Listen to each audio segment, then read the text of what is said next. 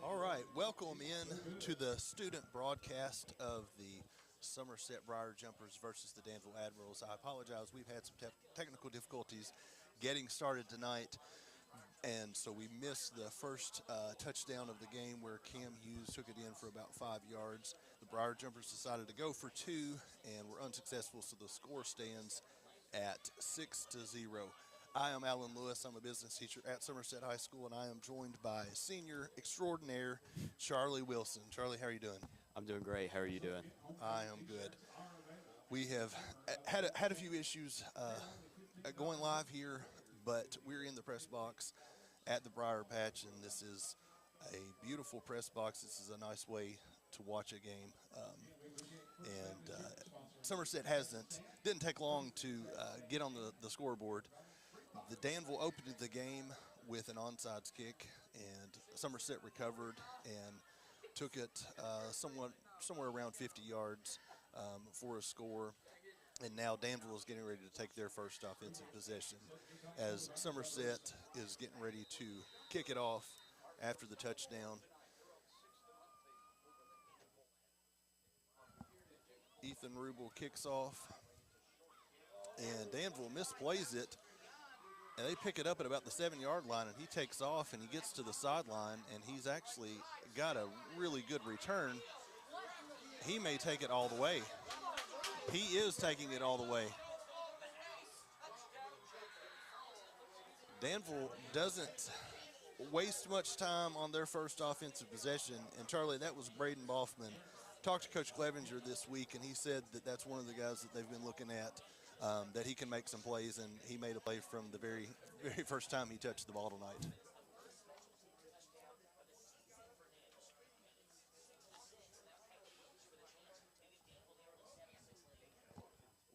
Where we joined late, we haven't got to talk a whole lot about these two teams, but Danville is winless coming into tonight. And you know that means that they're hungry. But on paper, this did not appear to be a very evenly matched up, very close matchup. But in the first quarter here, it's Danville on top 7-6 after each team has had one offensive possession.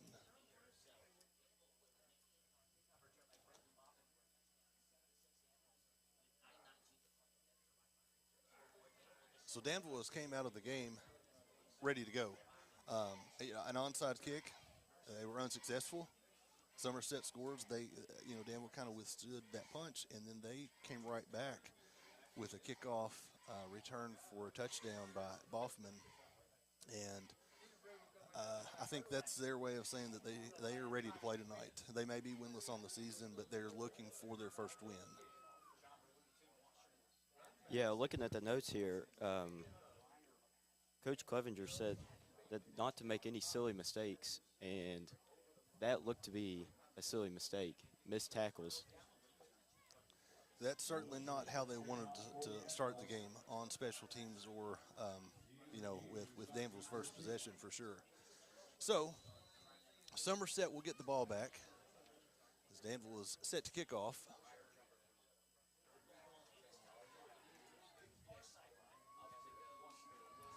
Somerset's got a nice return of their own to about the 32-yard line where they will take over. It looked to be Cam Hughes on that return to the 32-yard line.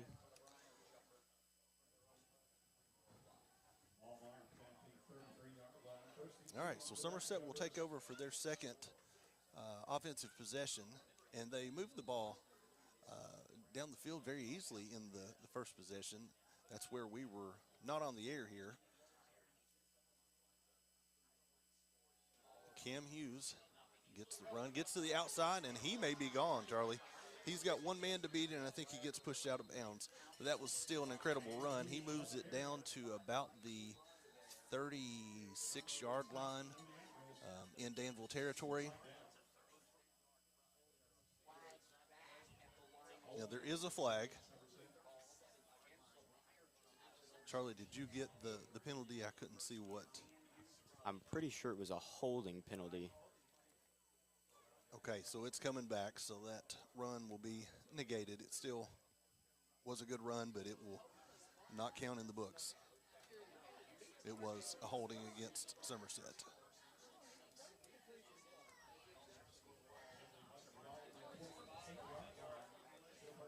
So that pushes it back to the 28-yard line. So it's going to be 1st and 15. And this is Cam Hughes again. I'm sorry, it's not Cam Hughes, is it? It's Chris Hughes. Chris Hughes. He will get it to about the 33, 32 maybe. So he may have picked up a yard.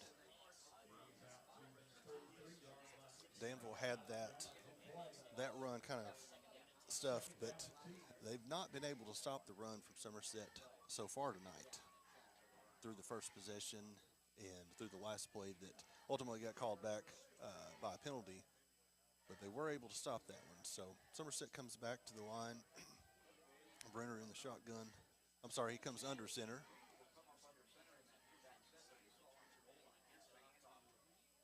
Cam Hughes has it to the outside. He stepped out, and he didn't think that he stepped out. He kept running, but the refs blew the play dead, and he gained about maybe 7 yards on the play.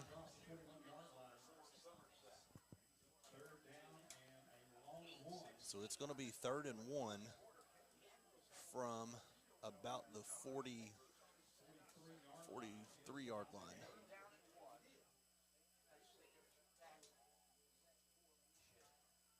I'm sorry, about the 41-yard line. They need to get to the 43. Bruner with a quarterback sneak, and he gets it. They push the pile forward for about 4 yards. Josh Bruner is a pretty big quarterback that he's kind of hard to stop when he gets in, just needing a yard. And we have an injured player on the field, an injured Danville player. So play is going to be stopped. I'm not sure who the injured player is, but the athletic trainer is coming out to check on him.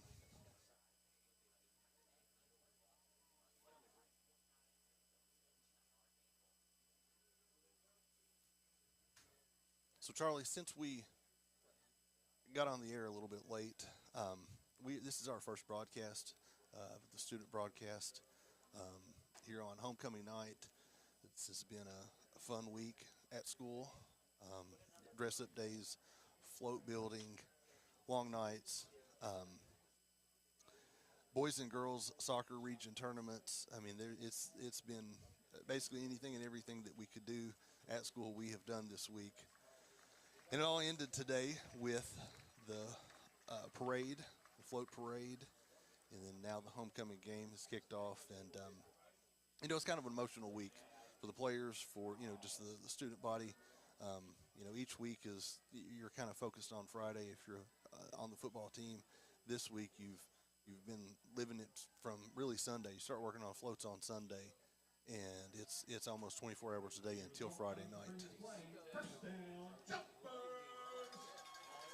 All right, the Danville player has got help walking off the field, but he's off the field, and they have called it a first down jumpers, and so Bruner will take over at about the 47-yard line.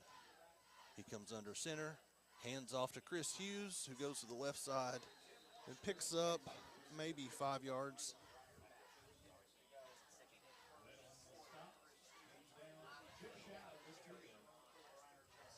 The ball is sitting almost perfectly on the 50-yard line. It is just shy of the 50-yard line. And so it brings up 2nd down and about 7.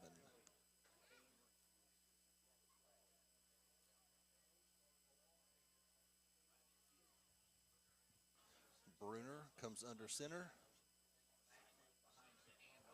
Hands it to Chris Hughes, who busts through for another first down, and he picks up about 15 yards on the play, so it'll move the chains. Somerset has not went to the air at all tonight. They haven't needed to. They have moved the ball very effectively by running the ball. Come back to the line of scrimmage. Bruner goes under center again. Chris Hughes with the ball. He goes around the left side and picks up, I can't tell how many yards, but short of a first down, but it's going to be second and maybe 4.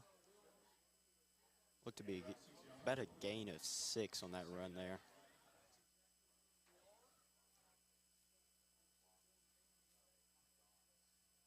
Somerset playing, I wouldn't say up-tempo, but at a nice pace tonight.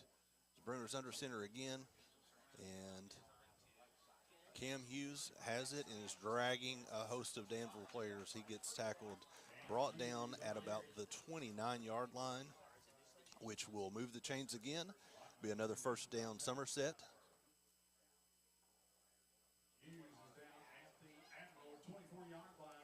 I'm sorry, I said 29-yard line. That's the 24-yard line. But it is a first down Somerset.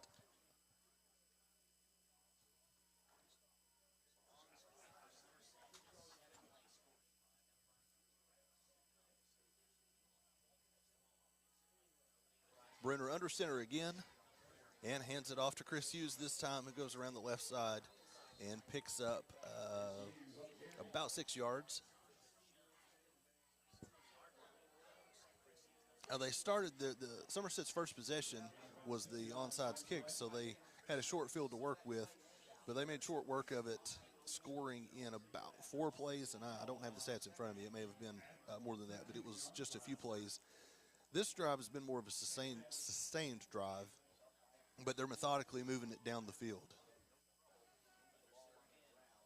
Bruner's under center, hands it to Cam Hughes, who is near the goal line, trying to reach out. I don't think he made it in.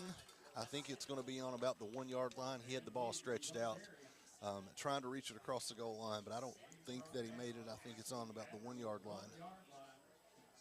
So it's going to be a first down, first and goal from the 1. You got to feel good if you're given a new set of downs at the 1-yard line, Charlie. Oh, yeah.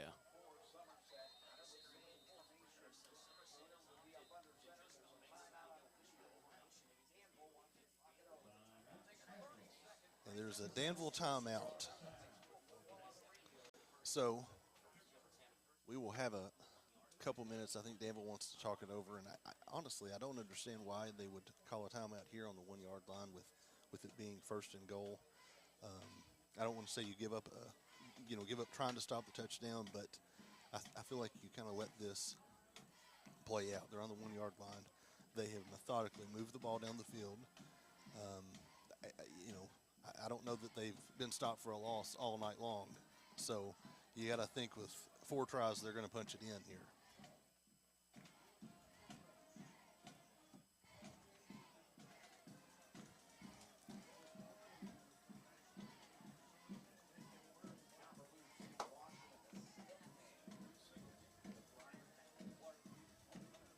All right, players are walking back out on the field now.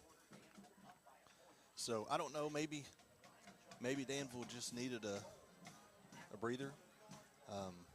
That's something I'm looking at the Danville sideline, and they are thin in numbers. Chris Hughes into the end zone, touchdown, Briar Jumpers. So the touchdown before we came live tonight was by Cam Hughes. The runs have basically been alternating between a Cam Hughes run and a Chris Hughes run, a Cam Hughes run and a Chris Hughes run, all the way down to the end zone. And it was just like that on the scoring play. Cam Hughes brought it down to the 1-yard line, tried to stretch it over the goal line and get in, but he was stopped short at the 1-yard line, and Chris Hughes takes it in from there. Somerset tried a 2-point conversion on their first touchdown. They're going to go back to a 2-point conversion this time, try to make up for it. And Chris Hughes takes it on the right-hand side and gets in. So we've got a 14-7 ball game. Can you see? I can't see the clock, Charlie. Can you see how much time is left? Just under 5 minutes remaining in the first quarter. So this has been a pretty high-flying first quarter. Um, just to recap, especially since we came on late on the broadcast, Danville tried an onside kick, and Somerset recovered, took it down in a matter of just a few plays, and Cam Hughes took it in for a touchdown. On the ensuing kickoff, Danville got to the right sideline and just turned on the Jets and went for a touchdown. So Danville has not had an offensive possession yet tonight. When Somerset got the ball for their second time, they methodically marched down the field with a heavy dose of the Hughes brothers runs, and Chris Hughes scored a 1-yard touchdown with the 2-point conversion, and that's how we got to the 14-7 score that we're at. So Somerset set to kick off. Ethan Rubel is back.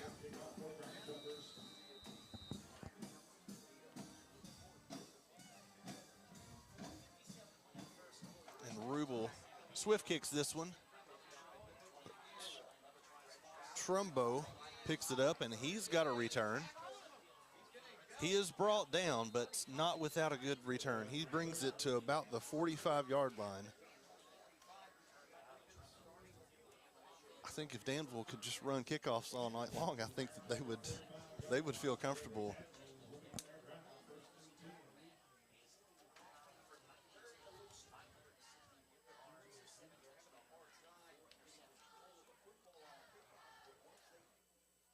So this is going to be our first time seeing Danville's offense.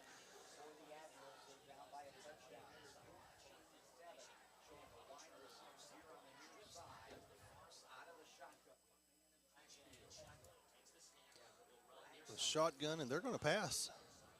It's going to be incomplete, but Gutierrez Jacobs took the snap and tried to get his running back, Braden Boffman, who's the kid who took the opening kickoff back for a touchdown, and he's a player to watch on Danville. We've seen he obviously has the speed.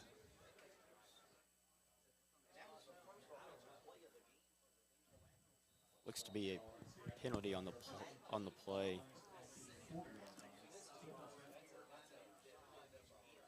I'm looking at the official. It does look like a penalty, but I can't see what they've called, and I'm not sure. They did move the ball back.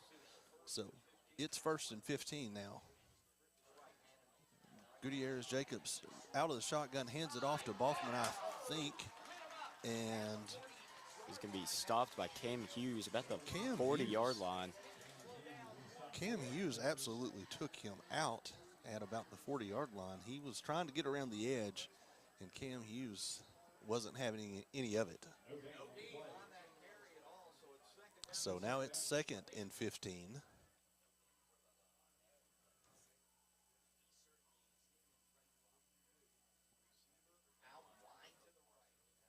Gutierrez Jacobs looks to the sideline to get the play,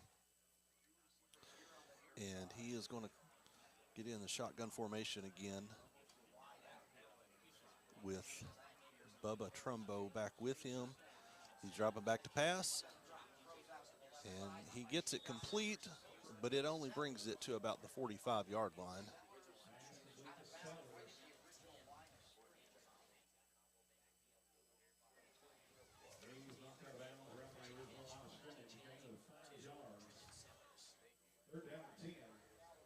So it brings up 3rd down and 10.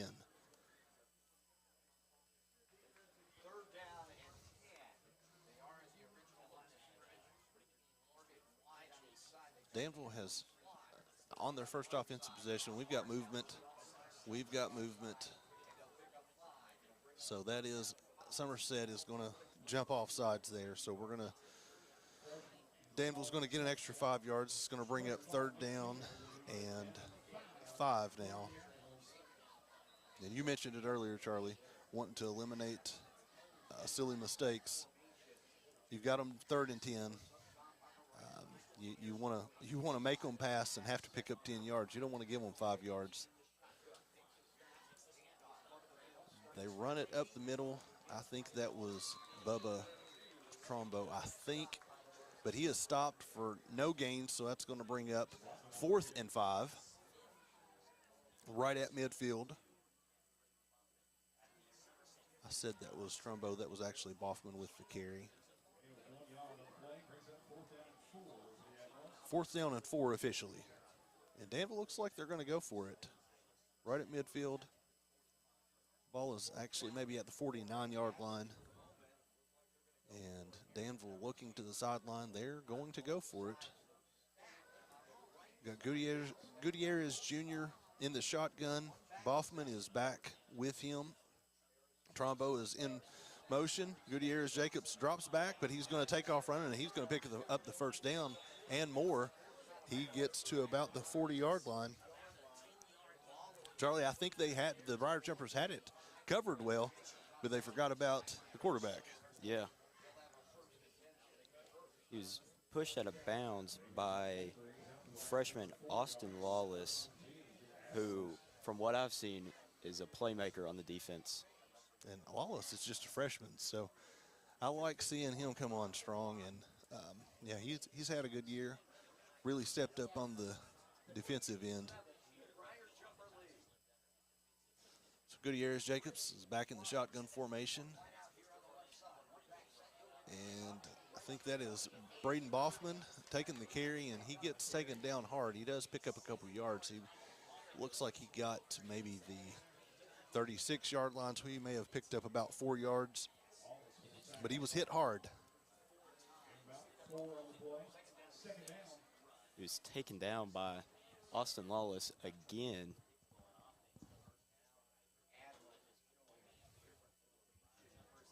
We haven't necessarily called Austin Lawless's name a whole lot tonight, but that's because this is Danville's first offensive possession. So in these first few plays, Lawless has been in on several of the tackles. Gutierrez Jacobs back in the shotgun formation with a fake handoff, and he hits a receiver who is swarmed from the Briar Jumper defense.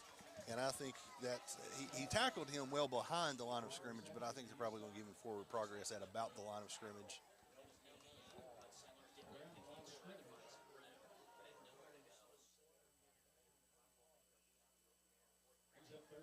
So that is 3rd down. So that's going to be about 3rd down, 3rd and 7.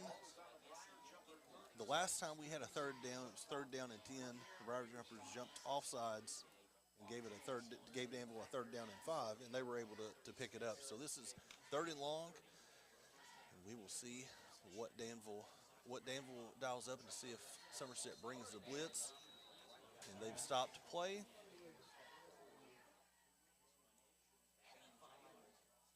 False start on Danville. So last 3rd down, It's going to be we jumped offsides. This 3rd down, Danville has a false start and brings the ball back. So it's going to bring up 3rd down and 12.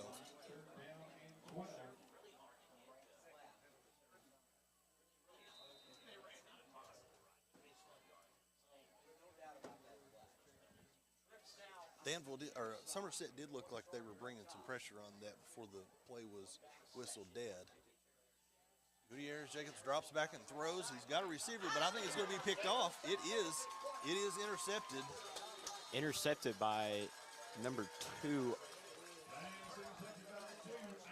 Isaiah Lewis. Isaiah Lewis with the big interception. He got it at the 20-yard line.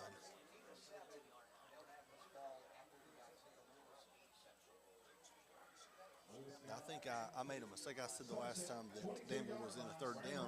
They actually went for it on 4th down, and that's when Somerset got called for the offsides penalty was on a 4th down. But on this play, 3rd and 12, when Danville got backed up, you got to think they were probably out of field goal range, but they probably would have went for it on 4th down. So Somerset takes over. Bruner comes. He's in the shotgun formation. He hands off to Hughes, who gets to the left side and gets a good run. Picks up about 7 yards, I think. Maybe a little more. He's short of the 1st down, but it's going to be 2nd and 3. 2nd and 4, maybe.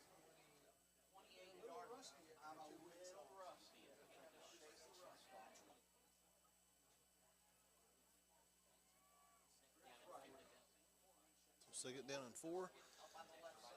First pass of the night from Brunner goes over to, is that Chris Hughes? Chris Hughes, but he lost a couple yards. Brunner hit him with a pass in the backfield, and Danville had him wrapped up. And so he that actually lost 4, so it's going to be third down and 8. and that will round out the first quarter of play, 14-7, Somerset. All right. We are going to take a break with you, and we will be back to bring you the second quarter here from Danville. Somerset on top, 14-7.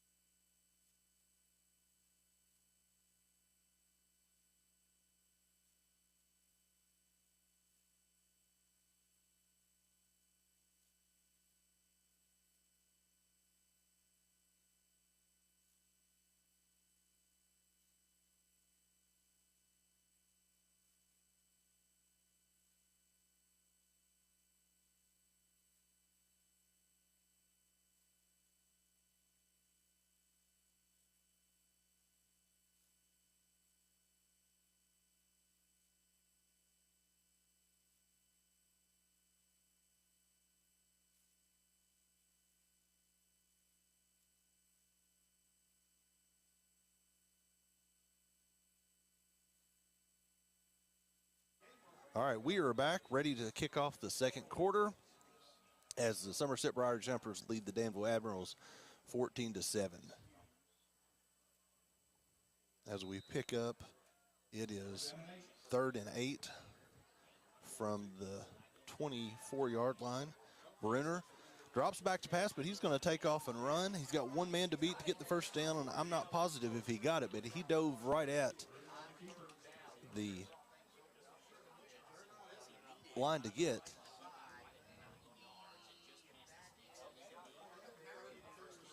So it is a first down. He's right at the 6, but he picked up the first down on the keeper there. First down, Jumpers.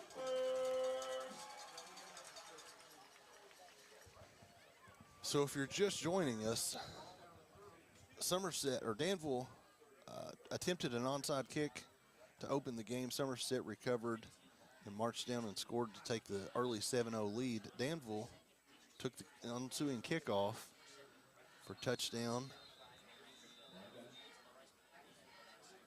And we've just got a penalty on the play. False start on Somerset, so it's going to back them up and make it 1st and 15. Danville took the kickoff and made it 7-6 with Danville in front. Somerset got the ball back and had a heavy dose of the Hughes brothers running and went down with a Chris Hughes 1-yard score and went for the 2-point conversion and was successful and made it 14-7. That's where we stand now. Brenner in the shotgun formation, and another play. The whistle was blowing it dead. I think it's going to be an illegal substitution, I believe. Yeah, another false start on Somerset there. Okay, I'm sorry, false start, but that's going to bring them back, which is now going to make it 1st down and 20. So they've got some yards to pick up here.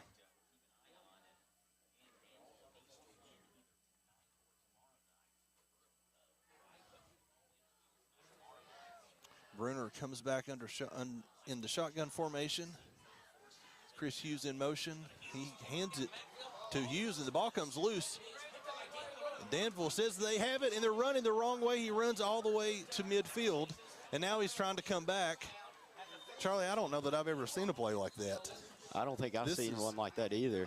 This is obviously, just went into the second quarter, so the field is flipped, and I guess that's maybe where the confusion came in. But Hughes fumbled the ball, and I could not see who it was from Danville, but the Danville player picked it up and turned on the jets heading to midfield. And about the time he got to midfield, I think he saw his coaches and teammates telling him he's going the wrong way. And I've seen this in basketball, but never in football before. So he gets to midfield and turns all the way around and gets back to about the 40, what is that? It's going to be about 38-yard line maybe, 37? Yeah. So he picked up about 13 yards from where he originally stopped around midfield. And there was an injured Danville player who got some help off the field, but he got off the field, and now Danville will take back over.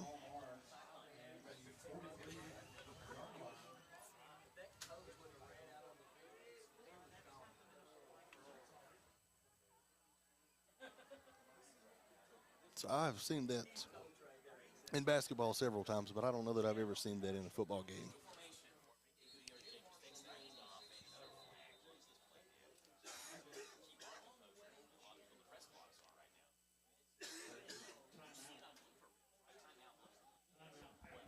The timeout Admirals here. Second timeout used of the half.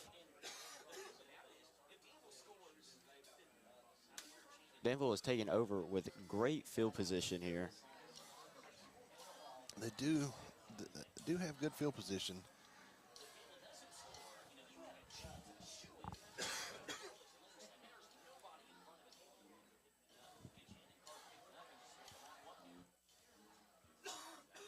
You know, if I'm Danville's coaches, I'm thinking we have to score here to stay in this game. Well, laying it down on the ground has been the only thing that stopped the Somerset offense so far tonight. So I think if Danville wants to stay in it, they do need to score here. Gutierrez Jacobs in the shotgun formation, and the play is whistled dead again. We will see what the call is.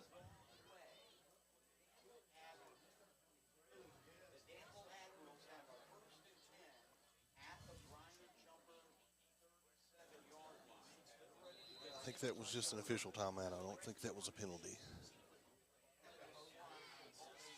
So we're back underway. Gutierrez Jacobs still in the shotgun formation. One person in the backfield.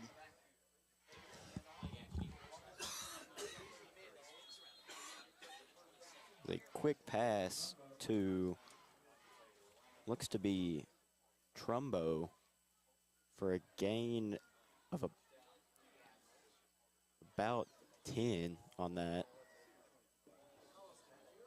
which will move the sticks.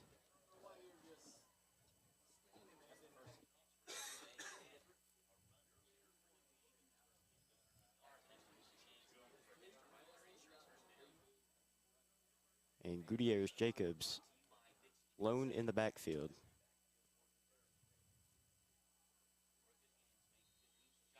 Takes the snap. And another false start on the Admirals. The second quarter has been more flags, more penalties, I think, than plays so far.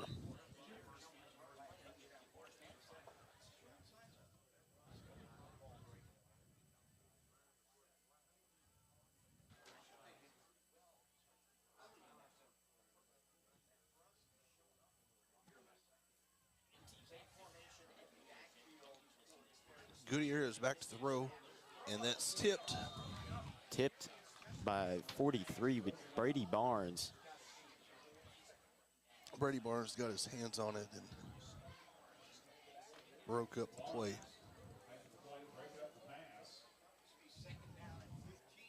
So second down and 15 for Danville.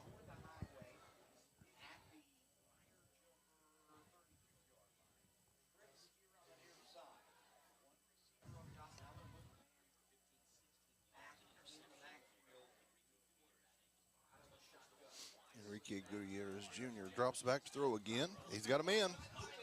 Oh, he had a man that just had the end zone in front of him, but he put just a little too much on it.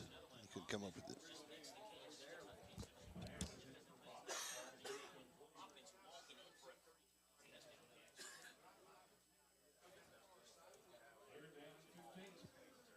Looked to be Boffman targeted there.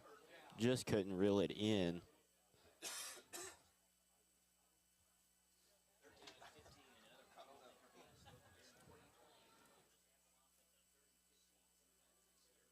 Now Gutierrez Jacobs takes the snap, drops back. Pass to Trumbo for a gain of just a few.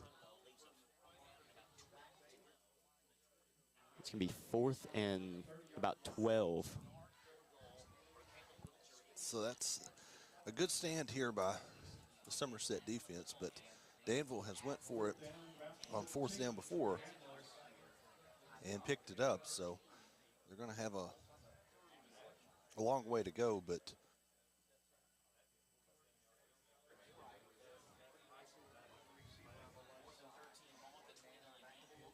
Gutierrez Jacobs back to throw. He's going to run, and he's going to be picked up and brought down in the backfield.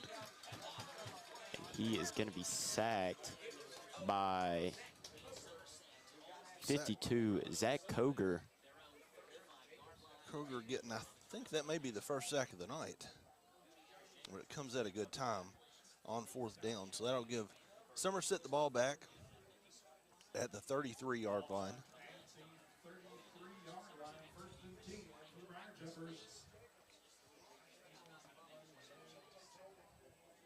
You know, this is where we were at just a few minutes ago with Somerset driving and Hughes with a fumble. Danville picked it up, went the wrong way, brought it back to about the 37-yard line to start. And now they have turned the ball over and given it to Bruner, who hands it off to Hughes, who bounces out to the left side. He's still running. It looks to be a gain of about 7 or 8 by Cam Hughes.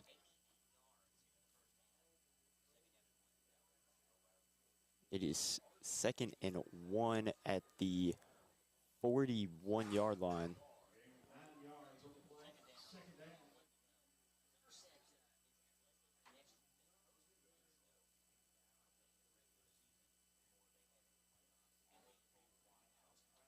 So Somerset will take over, or have a 2nd and 4. And they've got the first down. I couldn't tell which Hughes that was. I think it was Chris Hughes on that. Chris Hughes. It'd be about the 47-yard line.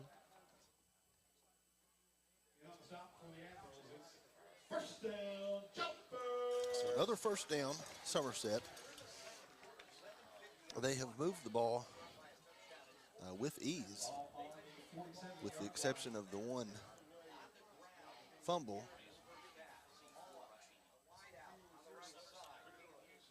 Bruner in the shotgun formation.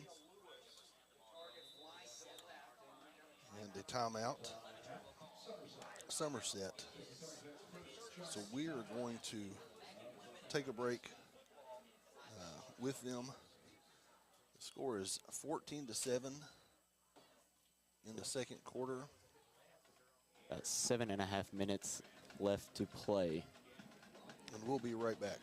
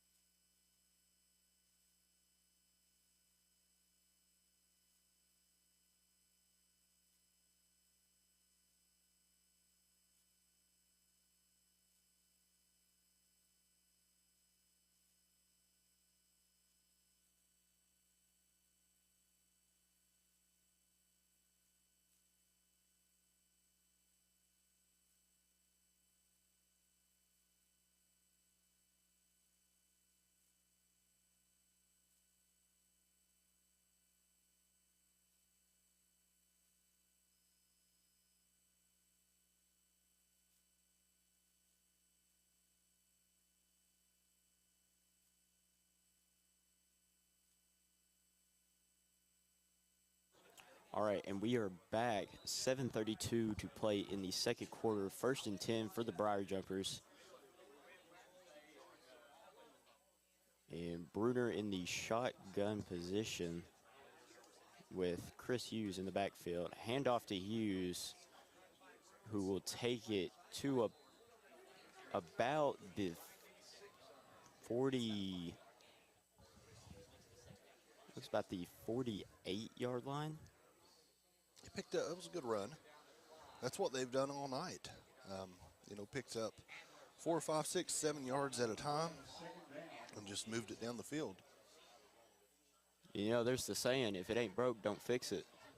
And that's what Somerset's doing right now.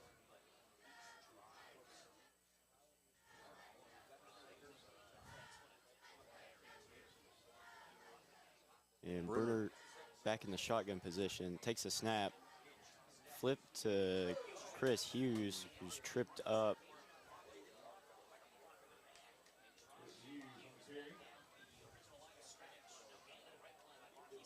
With no gain on the play. Elliott got back there in the backfield and tripped him up. But if he had broke that tackle, he had a lot of room to run. He was getting to the outside, and he just got tripped up there. So that'll bring up 3rd down and 5 at the 49-yard line. Bruner under center, hands it to Cam Hughes, who hits the right-hand side, and he picks up some yards, but I think he's going to come short of the 1st down. He's about a yard shy, or two yards shy. So it's going to be 4th down and 2. And now Somerset has a decision of going for it. Now it looks like they're going to.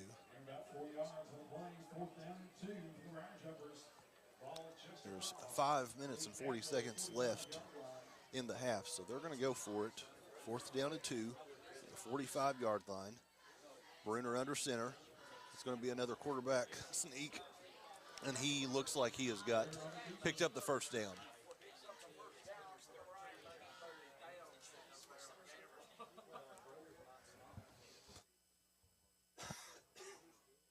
Be 1st and 10 at the Admirals' 41-yard line.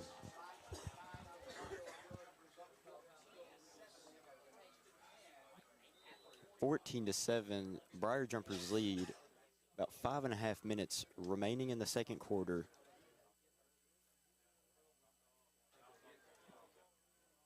And Bruner is going to be under center.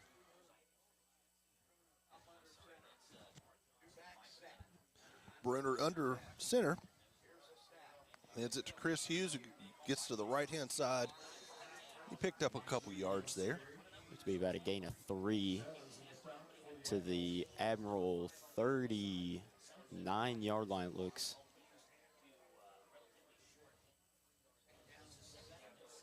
So it'll be 2nd down and 7.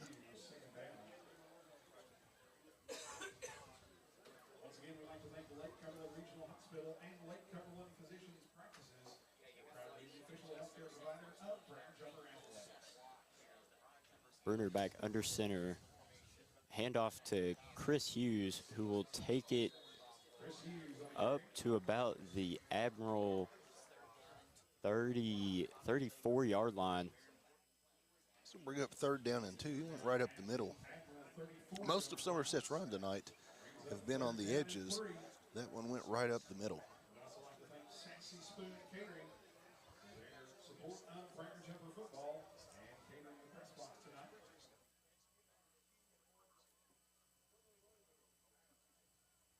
Somerset comes to the line of scrimmage. Bruner back under center.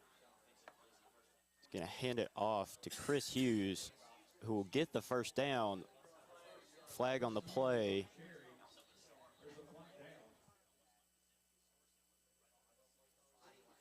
And we will wait for the official. It's going to be holding on the Briar Jumpers, which will take them back to the 43-yard line, which will be 3rd and 11.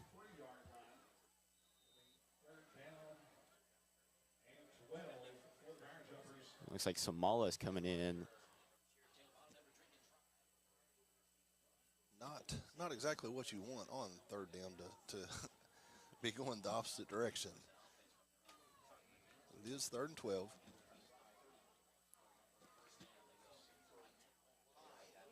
Bruner in the shotgun formation. Pitches it to Pitch to Samala. I don't know if he picked up the first down, but he's going to get close. And there's going to be another flag on the play. I think it was holding on the Briar Jumpers again. That's been the story of the second quarter. Flags on both teams.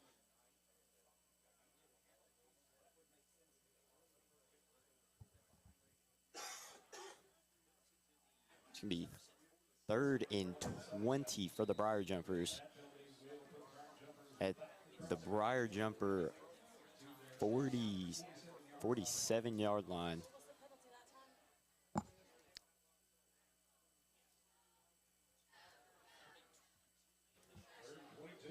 Third and 22.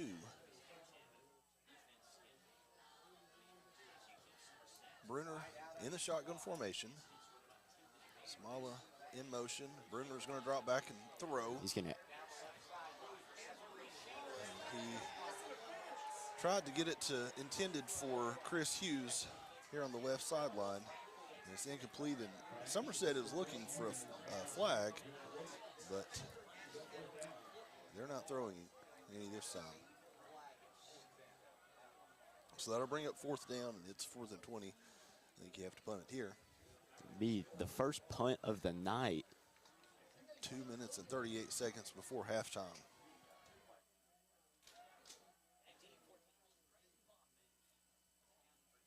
Boffman back to receive for the Admirals. And it looks to be Cam Hughes to punt it away. Cam Hughes does it all, didn't he? Looks like a good punt. As it hits about the 25-yard line and bounces. And Boffman picks it up and takes off to the left sideline. And he gets brought down at about the 26-yard line. So Danville will take over with 2:25 left to go in the second quarter.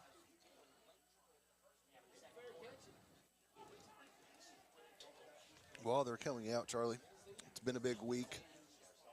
Our boys and girls soccer team have played in the 12th region tournament.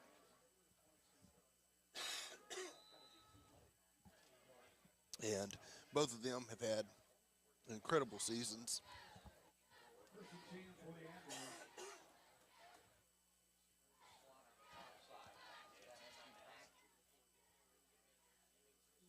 Gutierrez Jacobs can take it.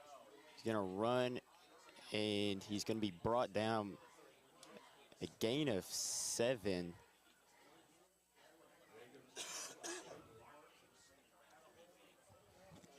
I'm fighting some allergies here, and my voice is not very pleasing right now, but 2nd down and 5, and there's maybe a timeout.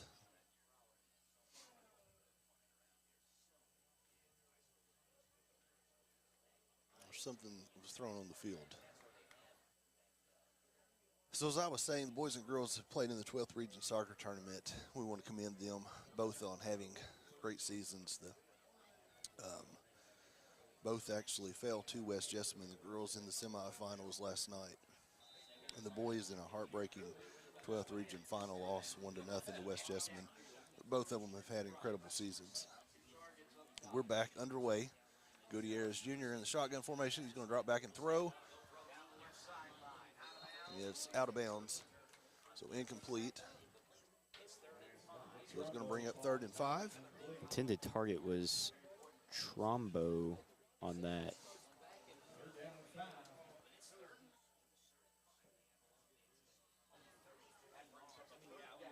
Danville's offense has been Bubba Trumbo, Braden Boffman, and the occasional Gutierrez-Jacobs scramble.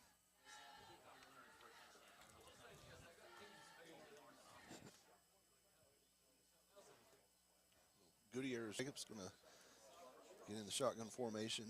Empty backfield. Rolling to his right. He's got a man. It looks like it is complete. 37-yard line, so it's going to move the chains. Looked to be Xavier Lavelle on the catch. And he got out of bounds, so the clock stops here at 1:34 left in the first half. Somerset leading 14-7.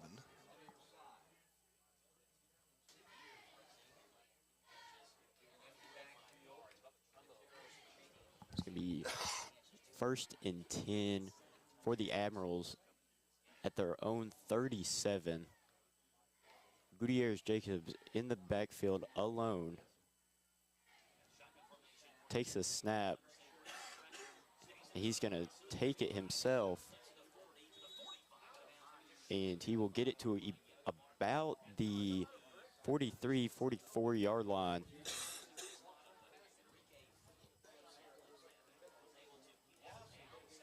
That was, it's going to bring up 2nd down and 4.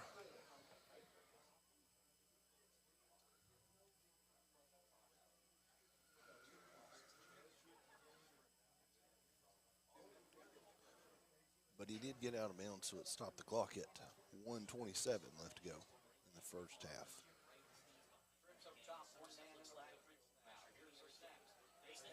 Gutierrez-Jacobs throws incomplete to intended for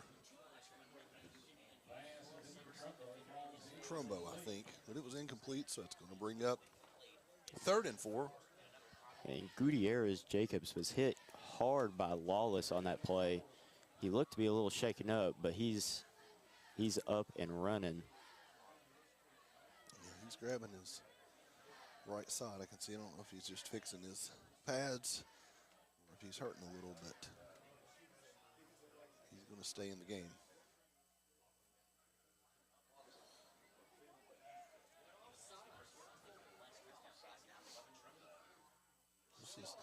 Danville is offsides right now. They have And there's the flag. There's the flag. Their receivers on the far side were probably 2 or 3 yards offsides, and they kind of caught themselves and backed up, and I think they were still offsides when the ball was snapped, and there comes the flag.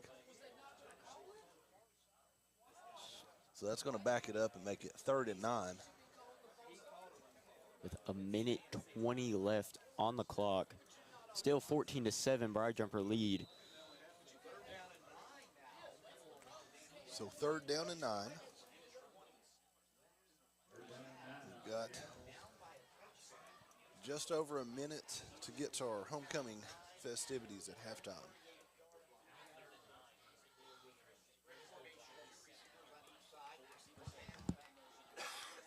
Gutierrez-Jacobs is taken down by number 7, Jacob Bartley.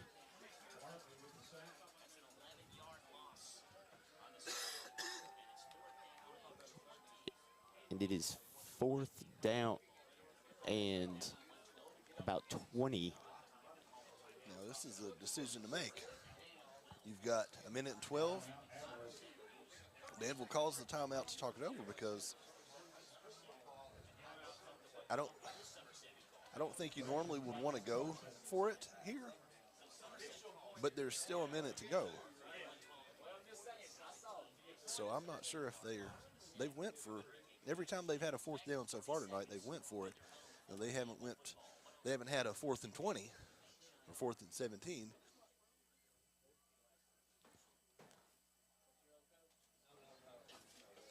We mentioned the last break that boys and girls soccer teams, the volleyball team, heads to district play this Monday night as they will be the number 1 seed in the district tournament when they take on Casey County. I'm not sure where, do you know where the district is going to be played this year? I'm not entirely sure on where it is played. If I had to guess, probably here or Pulaski. Well, they're going to take on Casey County, and they've got the #1 seed, so we wish them good luck.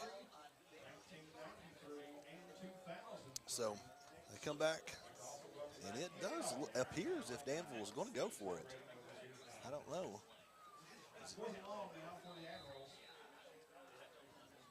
Gutierrez Jacobs is out in shotgun formation, so unless he plays punter as well, it looks like they're going for it. No, he is the punter, so he gets the punt off, but it takes a Somerset bounce, and it is actually going to be at the 35-yard line where Somerset's going to take over. So Somerset with great field position Yes. here with 1:08 left on the clock. well, that's the first time that Danville has punted all night, but in hindsight, they didn't pick up any yards on the punt. So, I mean, they could have went for it. And the Briar Jumpers come to the line of scrimmage. Bruner in the backfield with Cam Hughes. Takes a snap, rolls out to his right. And a completed pass for a gain of about 9 or 10 to Caden Samala. And they will quickly come back to the line of scrimmage. Bruner takes the pass, handoff to Hughes, who will take it, run around, and will be no gain or maybe a yard on the play. He was trying to get to the outside. He just couldn't outrun the defender. Bruner drops back to throw. Got a man. Touchdown. Touchdown. Chris Hughes. 25-yard pass from Bruner to Chris Hughes with 17 seconds left before halftime, giving the Briar Jumpers the 20-7 lead this time. And I think they're going to kick the extra point as Anderson Rubel comes onto the field.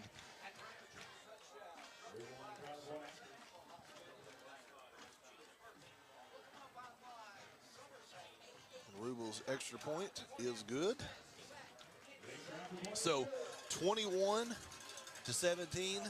If you're the Briar Jumpers, there was about a minute to go, and Danville was going to punt from about their own 35-yard line, and they basically didn't pick up any yards on the punt, as it was a kind of a muffed punt, and that took a Somerset bounce.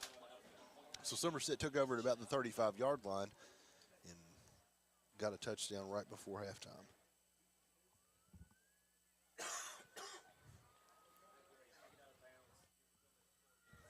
And here, Boffman and Trumbo are going to be back to receive for the Admirals.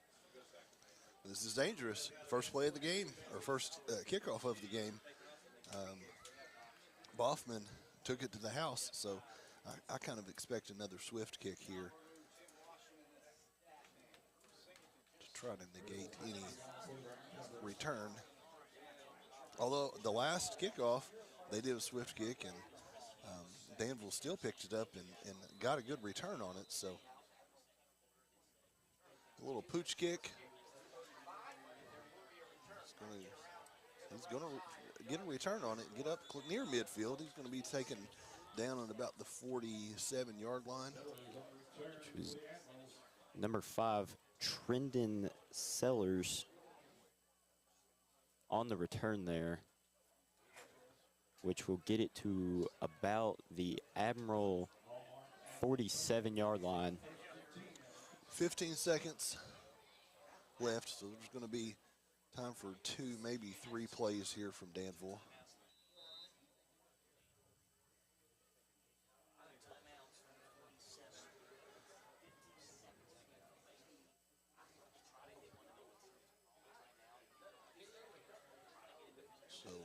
Gutierrez Jacobs in the shotgun formation.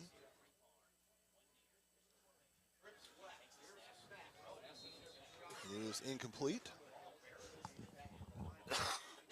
It looks to be that pass bounced off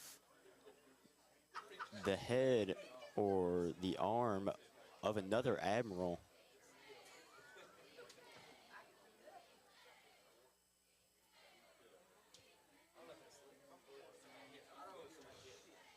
Danville still looks like they're going to go for it. They could take a knee and go to the halftime down 21-7, but they're going to take another shot. Gutierrez, Jacobs, trips formation. And Boffman takes the handoff, takes it up the middle, and he gets a couple of yards, but he's going to be tagged on. I think that's probably going to be the end of the half. There is 2 seconds left, and they have blown the whistle, so I don't know if Danville did take a timeout. Yes, they did. They did take a timeout, so they're going to take one last shot. 2 seconds left at the Somerset 49-yard line.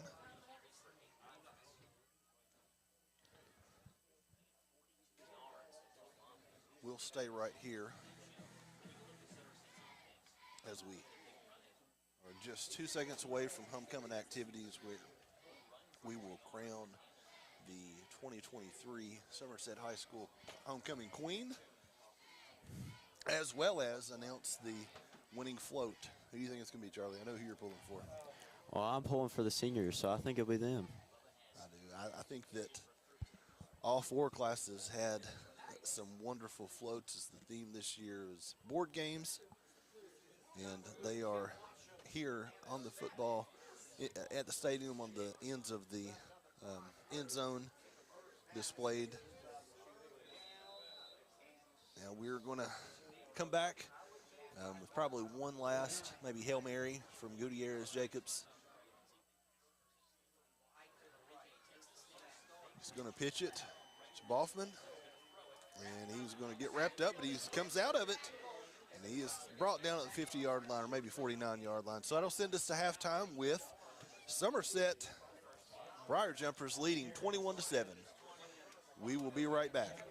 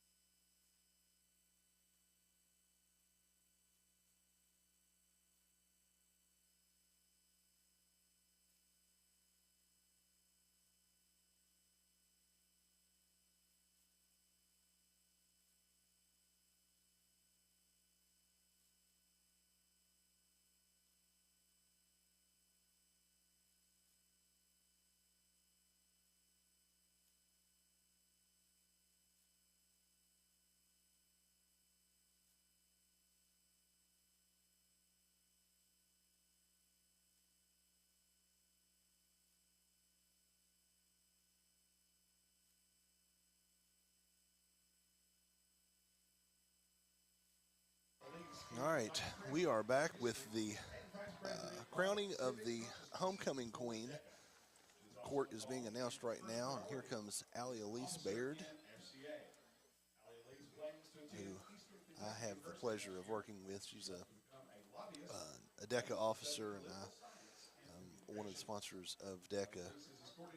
And her escort is Reese Blakeman, who is our president, actually our region president. So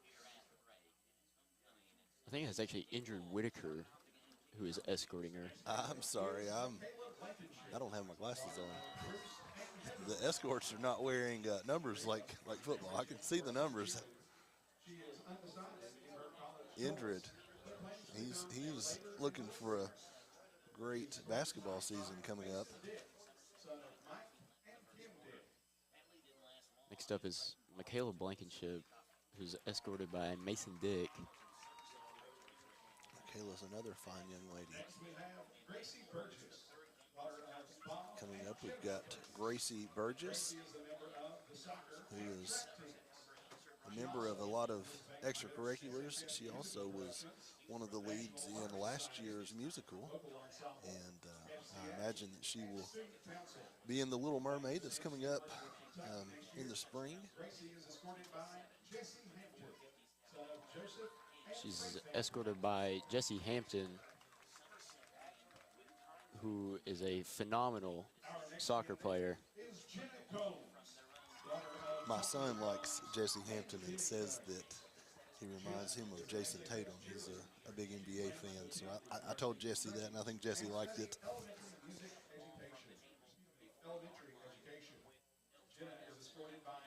Next, we have Jenna Combs, escorted by Eric Tucker.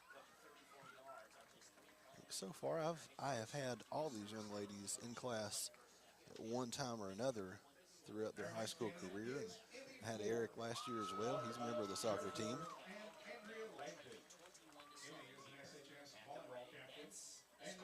Now we have Emmy Ford. Emmy Ford. Emmy Ford, I can't tell who she's escorted by. She's escorted by, I think, Carson Ryan. Okay.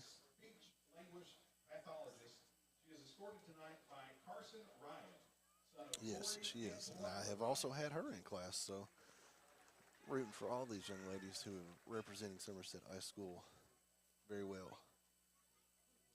Next we have Emma R. Foster, daughter of Scott and Amy Foster. Emma Foster Emma is a member of DECA and is FCA. coming up. Plans to attend Center College next year. Now, I have not had Emma in class, but I do have her in DECA. She's a member of DECA. And law. And she is also a fine young lady, escorted by Jason Escobar Lopez, who I have had in many, many classes. And he is a great member of the soccer team as well. Our next candidate is Ava Hunt, daughter of William and Carla Hunt. Ava Hunt Ava is a member of DECA, is coming up next. National Honor Society, Student Council, and SHS Musical Productions. She also plays for the soccer and tennis teams. She is escorted by Brady Reynolds. She is escorted tonight by Brady Reynolds, son of Mike Had Ava in class as well. As we continue the fine representation of ladies of Somerset High School.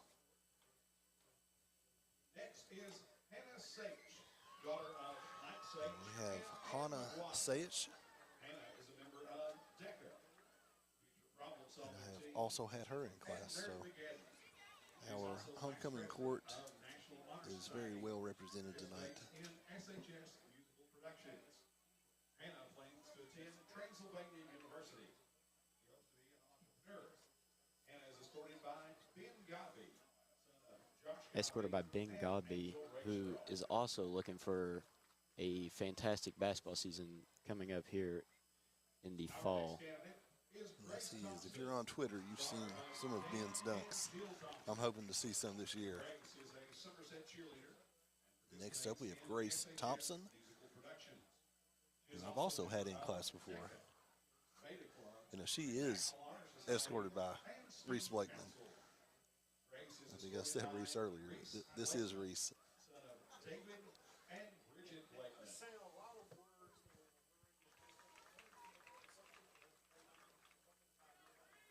Our final candidate is Madeline Zimmerman. Next, we've got Madeline Zimmerman, who rounds out another girl that I've had in class before. So I am impartially rooting for all the young ladies tonight, as Madeline is escorted by Matthew Satterley, superstar tennis player, who is a 2, maybe 3-time region champion. I'm not sure. He's won the region and looking to win it again this year.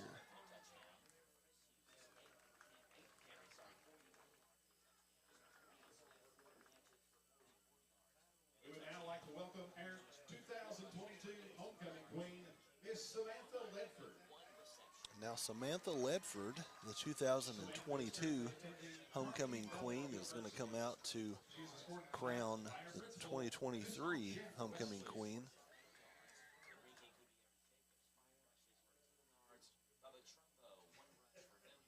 Ladies and gentlemen, Drum roll, please, as we announce for 2023. the 2023 homecoming queen.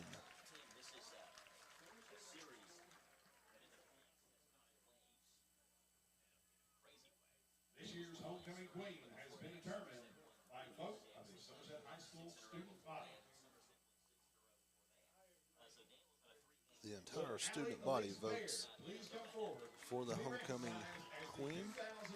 And the 2023 homecoming queen is Allie Elise Baird.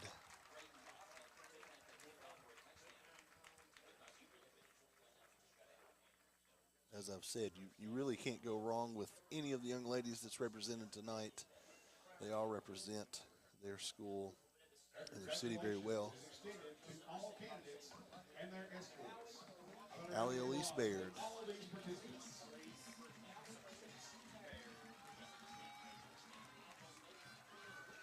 Escorted by Indrid Whitaker, Indy, as they take a little photo op here.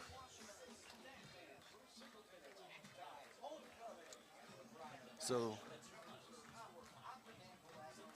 we're not finished with homecoming week, but we started on Sunday, started with the floats, went through the week, dress up days, Student Council has sponsored several class competition activities during with some late nights.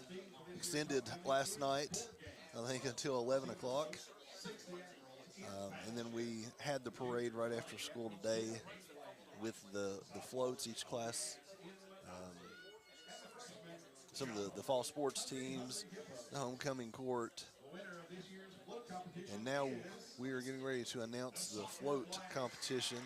And the winning team is dethroning the reigning champion, which was the junior class. The sophomores have won this year's floats.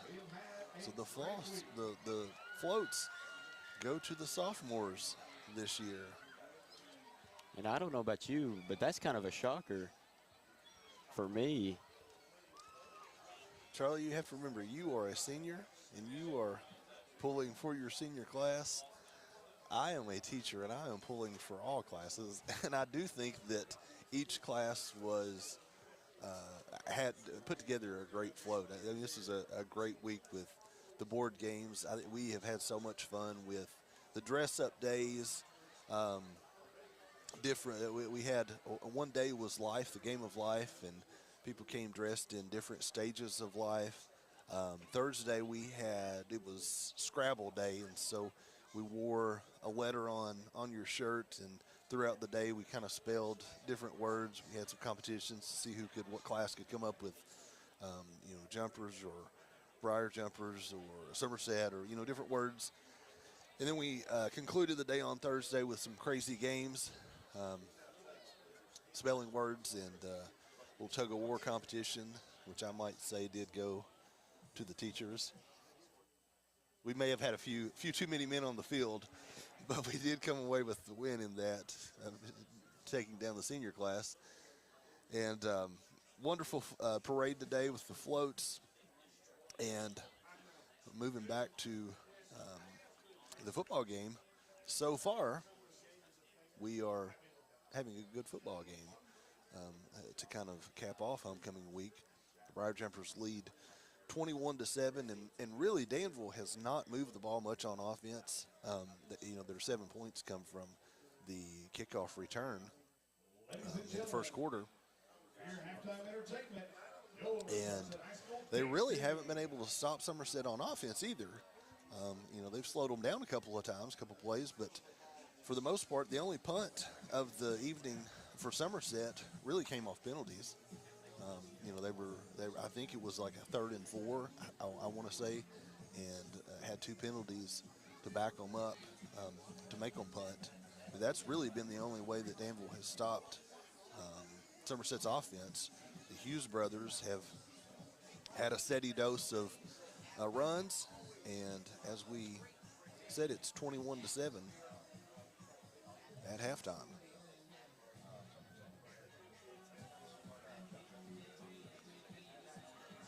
We are going to take a break. There's 5 minutes and 40 seconds left before halftime, and so we will come back to bring you the second half as Somerset Briar Jumpers lead the Danville Admirals 21-7.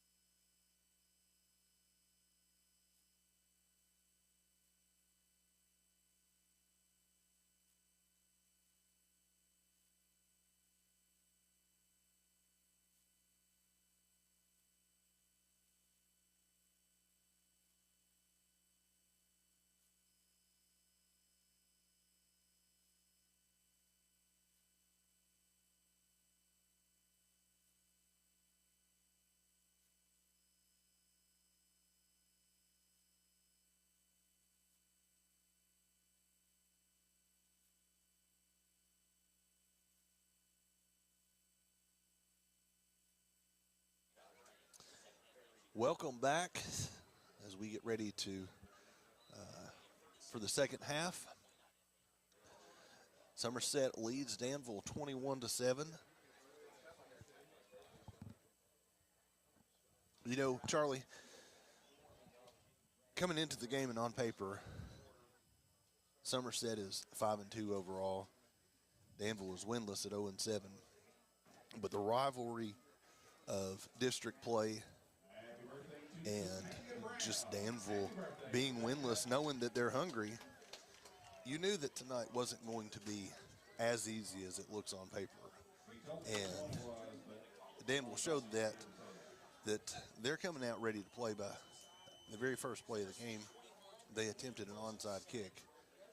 Didn't recover it, but the kickoff, Somerset scored a touchdown, and on their kickoff, Danville returned it for a touchdown to actually take the early lead 7-6. Since that play, Danville's not had a whole lot of, well, they haven't had a whole lot of offense necessarily, but they haven't had a lot of success stopping Somerset's run between the Hughes brothers. And so we get ourselves at a 21-7 halftime lead.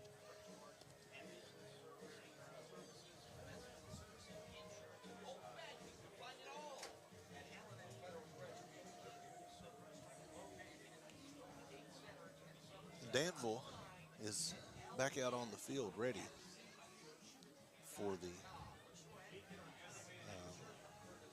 to receive the opening kickoff of the second half. Here comes Somerset. Lost your phone, it is being brought up to the press box. If you lost your phone, it is being brought up to the press box. Thank you.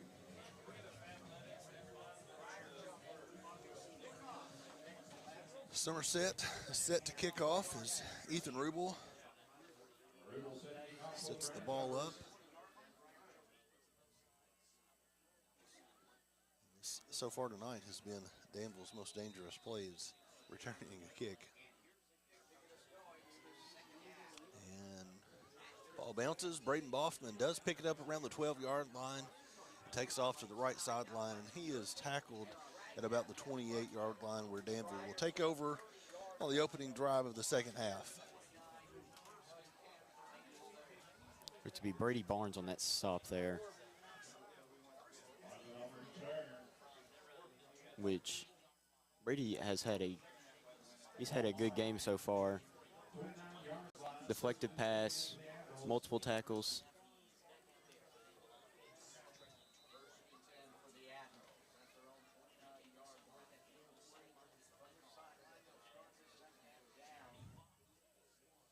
So Danville will start at the 28-yard line.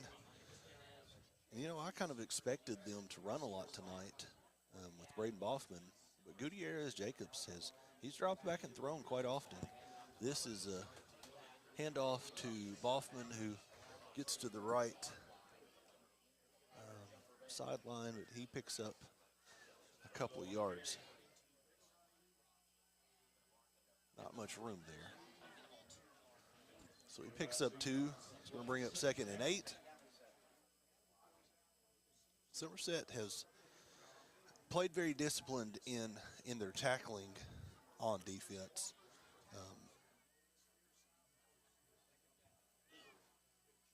The kickoff return, they've missed some tackles, but on defense, they have played pretty sound defense tonight.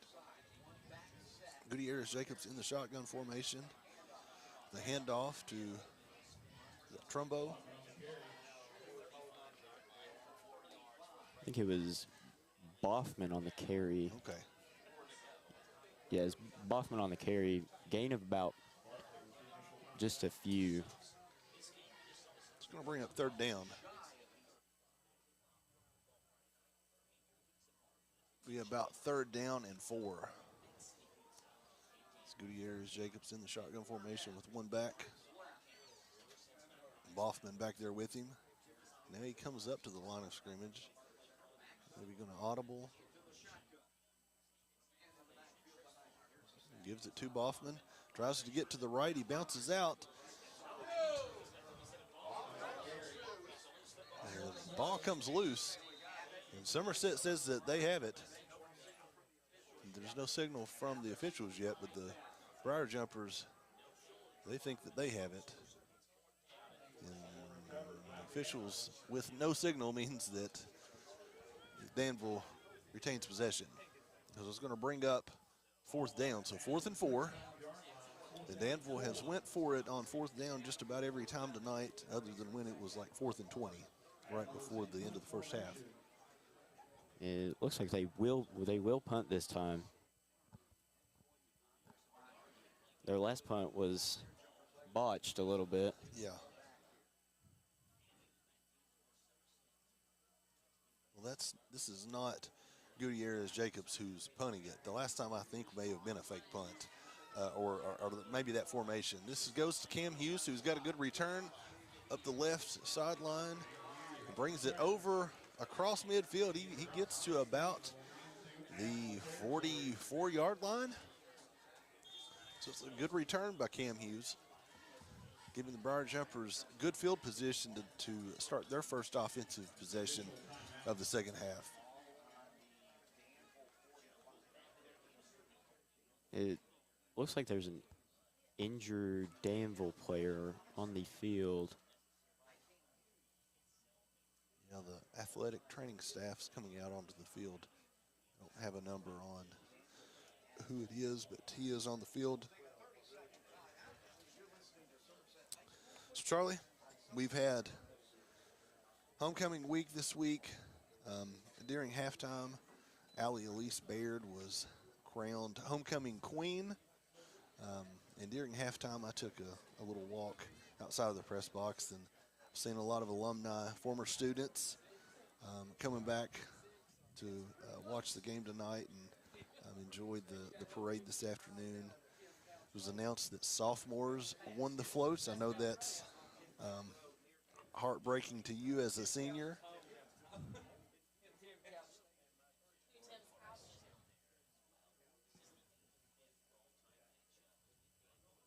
The player is still down on the field. So as we look at this game as kind of context, when I talked to Coach Clevenger this week, he said that he was a little concerned after the jumper walk with, you know, kind of so much hoopla of leading up to that game that he didn't think that the team came out and was very focused. And he was saying that this week that's kind of what he's preached all week, is that he wants to stay focused because there's a lot going on, you know, outside of a normal week. And he wanted to, one of his keys to the game was to eliminate silly mistakes and silly penalties. And I wouldn't say that they've completely eliminated them, but they have played a decently clean game. The injured Danville player walks off the field, and so we're going to get back underway.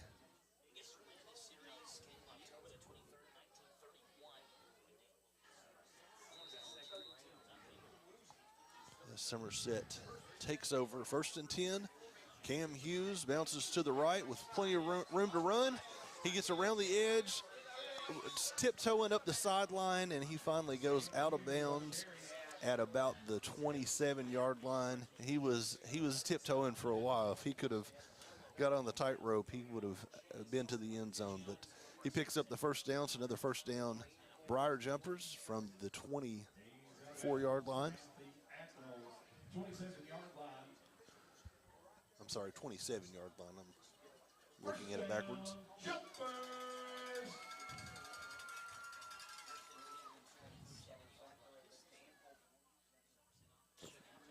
Bruner is back in the shotgun position, takes the snap, handoff to Cam Hughes, who will take it into the red zone at about the...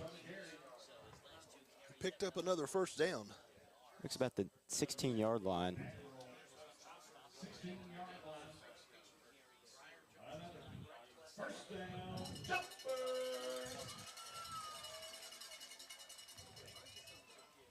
I think Cam Hughes there, he got tackled, but he ran over the defender. He was able to bring him down, but I think the defender is going to feel that tomorrow. Cam was got all of his momentum going. It was the only man to bring him down. Bruner under shotgun, pitches it to Chris Hughes. He's trying to get around the right, and he is stopped for no gain, maybe a loss of a yard. So that's going to bring up second down and 10.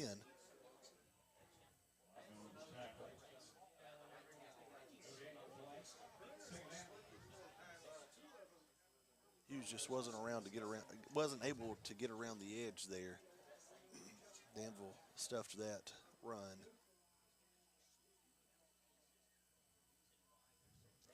Bruner coming out of the shotgun formation again. With one back, he hands it to Cam Hughes, who is dragging some players from the 10-yard line all the way up to about the 7-yard line. There was about 3 Danville defenders that hit him at about the 15-yard line. Cam Hughes just drug them on to about the 11 or 12-yard line, and he had some help with some other Somerset players kind of pushing the pile forward a little bit. There will be a flag on the play, which is looks to be holding on the Briar Jumpers. It's going to bring it back. Which will bring up a 2nd and 16.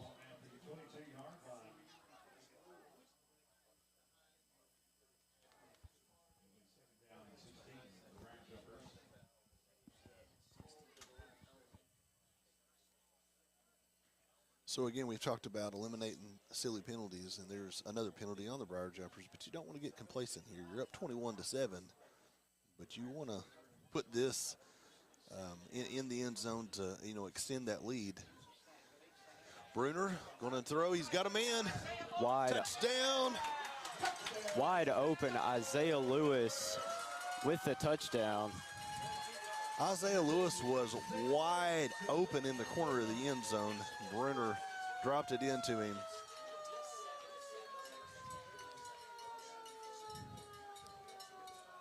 That will put the Briar Jumpers up 27-7, 7:45 in the third. Anderson Rubel comes in for the point after.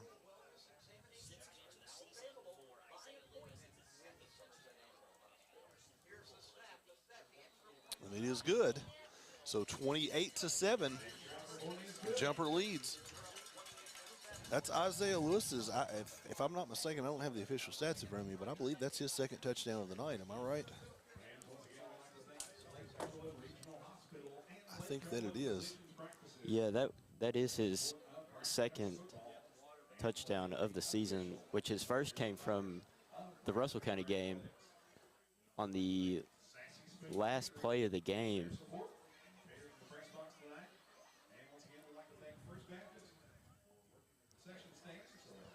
So Somerset started in the first quarter with running a heavy dose of the Hughes brothers runs. In the second quarter and in the opening drive here of the third quarter, they've went to a few more passes. They're still, ground and pound, but they have, I think, loosened up that defense to where Danville's trying to stop the run, and some receivers are getting open. Bruner drops back to throw, and that was a wide open touchdown there. Danville with a short kick, not necessarily an onside kick, but a short kick.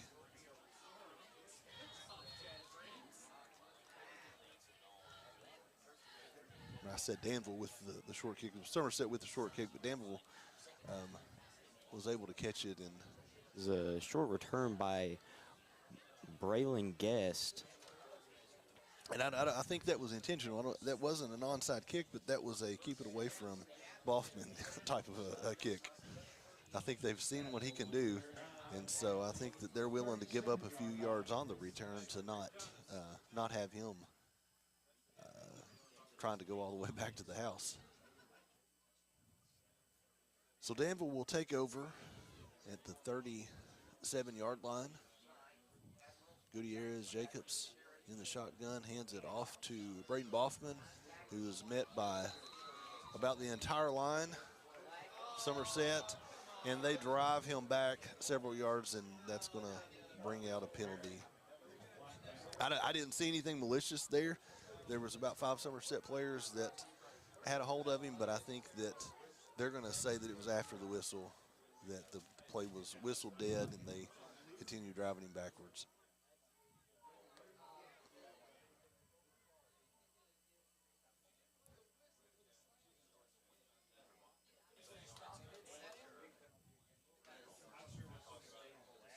So I'm not sure. It's hard to hear up here in the press box, every whistle. But I don't know that whistle was really late after the whistle. I mean, they were still it was live play, and then they threw him to the ground about the time the whistle came out, from what I can hear.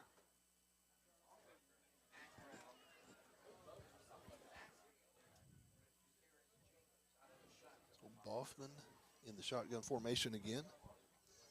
One back who splits out wide. Gutierrez Jacobs throws, but it's broken up. Incomplete. It was intended for Sellers.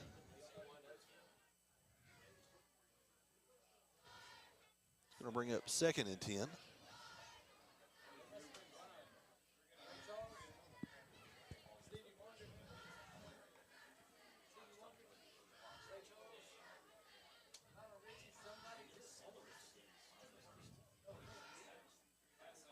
Gutierrez Jacobs in the shotgun formation again, as he has been most of the night. This time he's going to throw, and he had a man, but he threw it a little hot. That was Is intended for Xavier Lavelle. And he had him. But I think he threw it just a little too hard, and then we've got an injured Danville player. And I'm not positive. Is that Gutierrez Jacobs? He got hit on the play. I think it might be. So they've got the athletic training staff out looking at him, but he's on the ground. I said that he put a lot on that throw. He probably put a lot on it because he saw Somerset coming as he was hit as he threw it.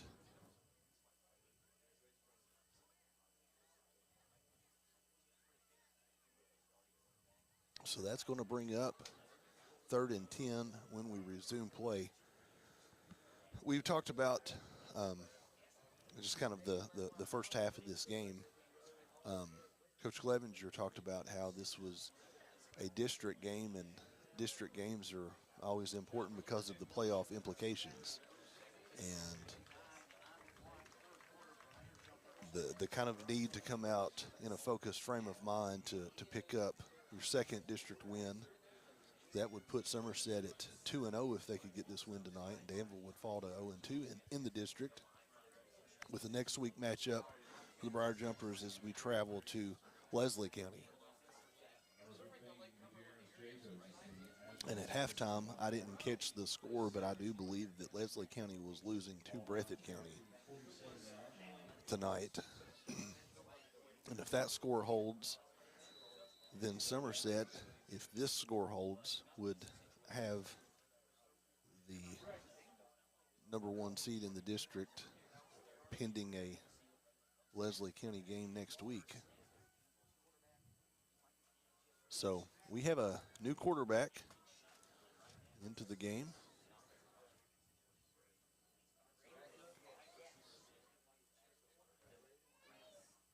We're going to get his name in just a minute, but he's coming in the shotgun formation as well, as it's 3rd and 10.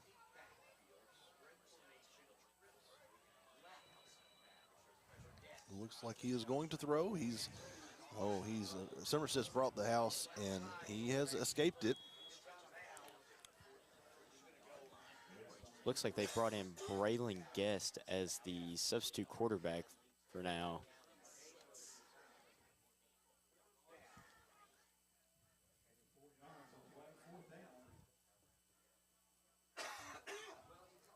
It's going to bring up 4th and 6 for the Admirals. at the Somerset 44-yard line, it looks like.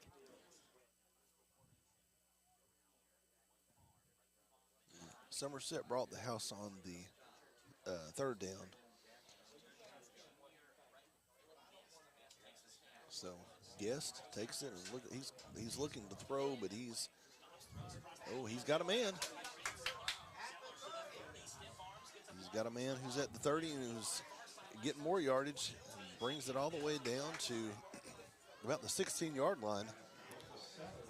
There's Sellers on the catch.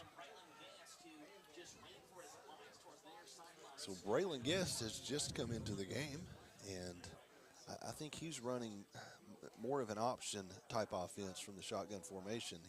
He rolls both plays. He's rolled to the right or to the left. The first time he took off and picked up a lot of yards. The second time he looked like he wanted to run, but he ran into the Somerset wall and he passed and picked up the first down. Now they hand it off to Boffman, who gets about 4 yards, maybe 2 yards. I was looking at where he fell. I think he got about 2 yards on the play, so it'll bring up 2nd and 8.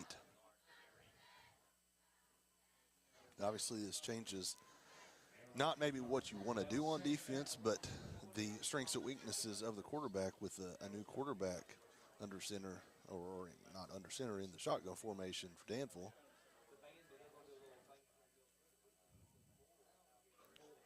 Guest back in the shotgun position. Oh, and a high snap gets away from him, but he picks it up, and he picks it up and falls on it back at the 30-yard line. He's going to slip and fall. Not ideal for the Admirals right now. No, but I tell you, he picked the ball up, and I assumed he was just going to fall on it, but he picked it up and was ready to run, and then he did slip and fall. So they lost about 15 yards, so it's going to bring up 3rd and 25.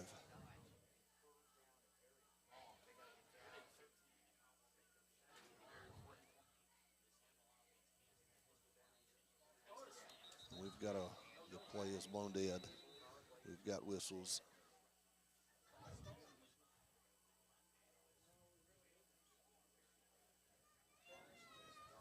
And you have to hope that this is on Danville, which it is, as the Briar Jumpers have got them in a 3rd and very long situation. You don't want to give them yards, so it is a false start on Danville, so it's going to back it up another 5 yards and make it 3rd and 33.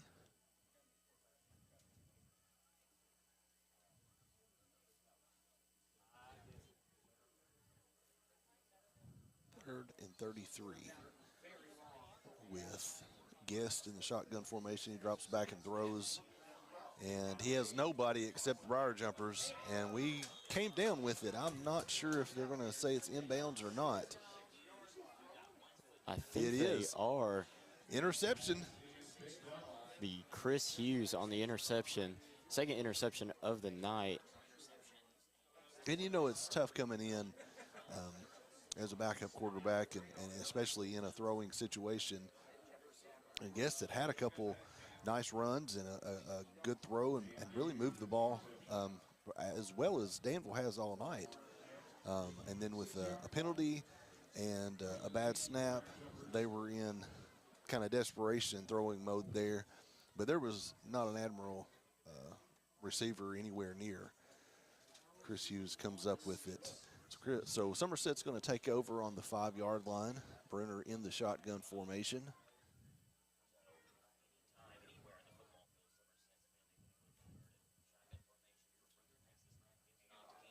Cam Hughes got some room. He is around the right side, brings it all the way out to about the 28-yard line.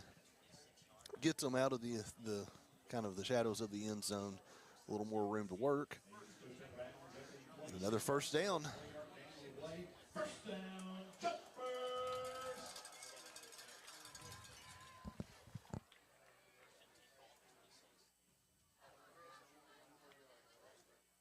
Now the Briar Jumpers coming to the line. Brenner in the shotgun. Cam Hughes is back there with him, and he'll take the handoff. You go to the right side again, and he's on the sideline, and he may be gone. It's a foot race. It is a foot race, and they brought him down at about the 24-yard line. I'm not sure who that was. Cam Hughes he's got some speed. So to catch him, you really have to have some speed. It was like a blur going down the sideline, so I couldn't see exactly who brought him down. Looks like it's going to be a 1st and 10 from the Danville 24-yard line.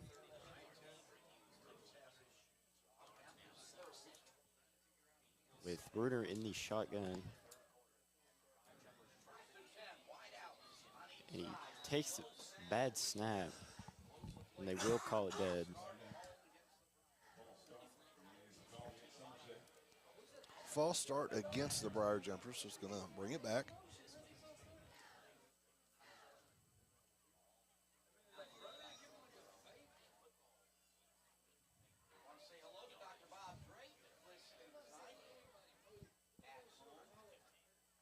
That's going to bring up 1st and 15 from the 29-yard line.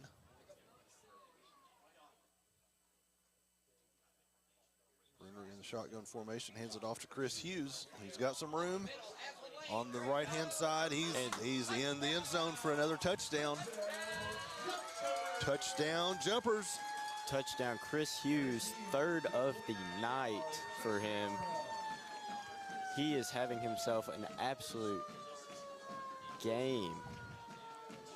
34-7, awaiting extra point from Anderson Rubel,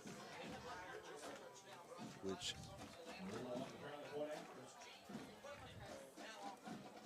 if it's good, it'll bring it to 35-7, and it is 35-7. Nope, we've got another flag.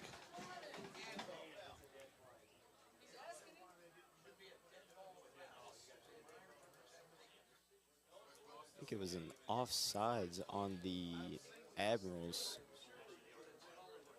So they retry the PAT.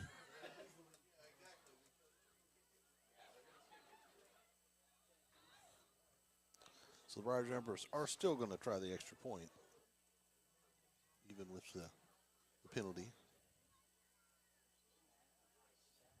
And that is still the same result. So I'm not sure what the play was, because if it was a penalty on Danville, Somerset would have declined it. So I'm not sure what the call was, but the result is the same. It's a 35-7 lead with 3:40 left in the 3rd quarter.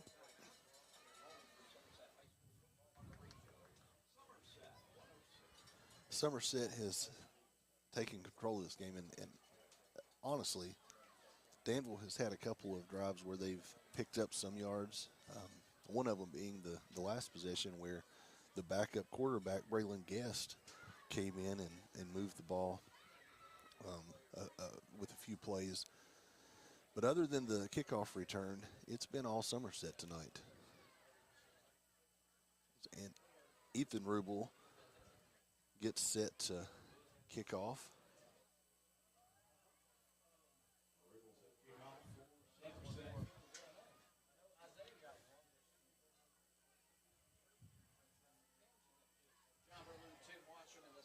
I said Ethan Rubel. This is Anderson Rubel that's kicking off, isn't it?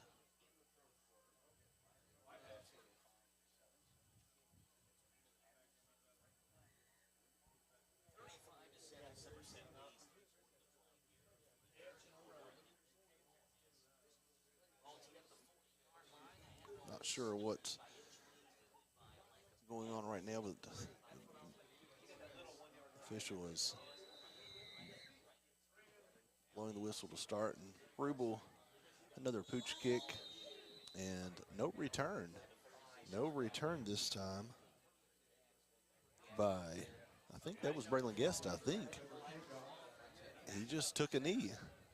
It was a pooch kick, but he could have,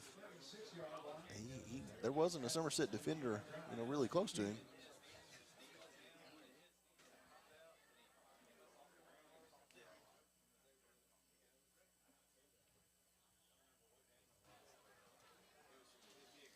So Danville will take over here at the 36-yard line with 3:40 left in the third quarter, down 34-7.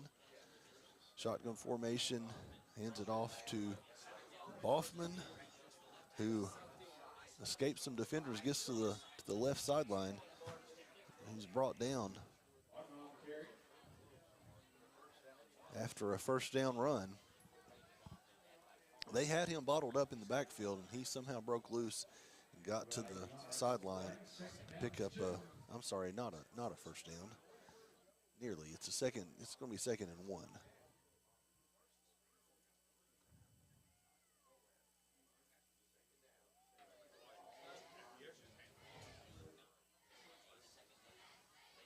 Braylon Guest, the backup quarterback, is still in the game.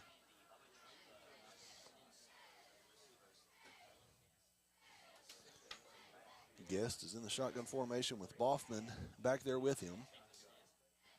Guest drops back, and now he's going to take off. He's going to take off and be brought down short of the first down. So it's going to bring up a 3rd down.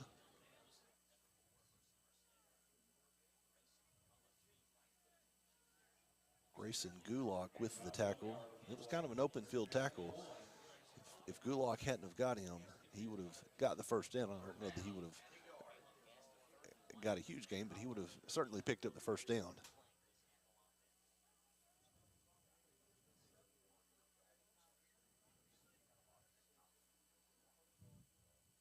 Guest in the shotgun formation again. Boffman back there as the lone running back.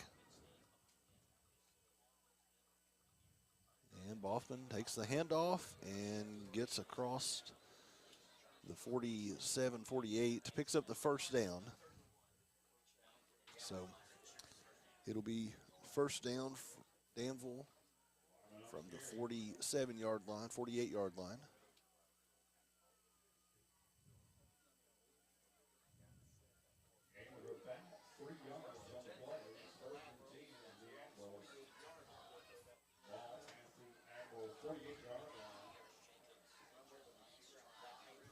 Guest in the shotgun position with Boffman with him. Takes a snap. High snap, but he controlled it. Rolls to his left. And lobs it. He had a couple of guys. He tried to lob it over the Somerset defenders, and there was a receiver near, but he lobbed it a little too much and out of the reach of, I think it was intended for Sellers.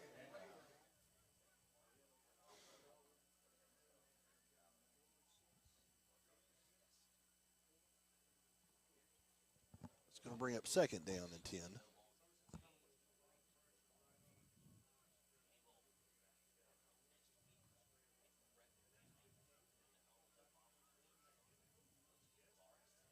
Guest in the shotgun formation with Boffman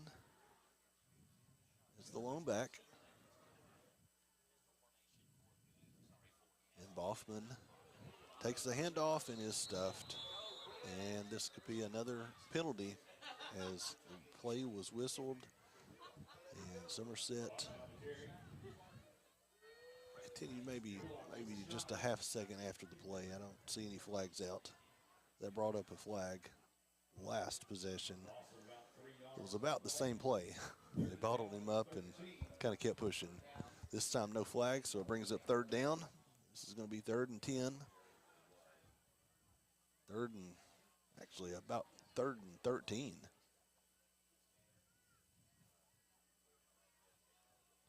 Guest looking to the sideline to get the play in the shotgun formation. And I think he's dropping back to throw, but he is, he got a man, but he was about at the line of scrimmage, so that was no gain, if any. That was Lovell that caught it, but was swarmed with a host of Somerset defenders. It'll be 4th and 13. And it looks like they will punt the ball away.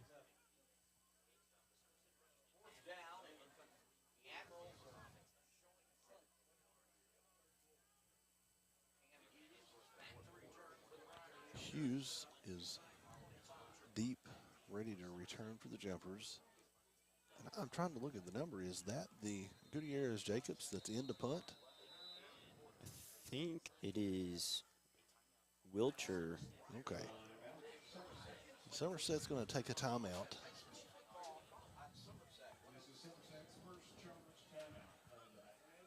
We are going to take a break with you with 23 seconds left in the third quarter as Somerset takes a timeout. Coming back for a Danville punt.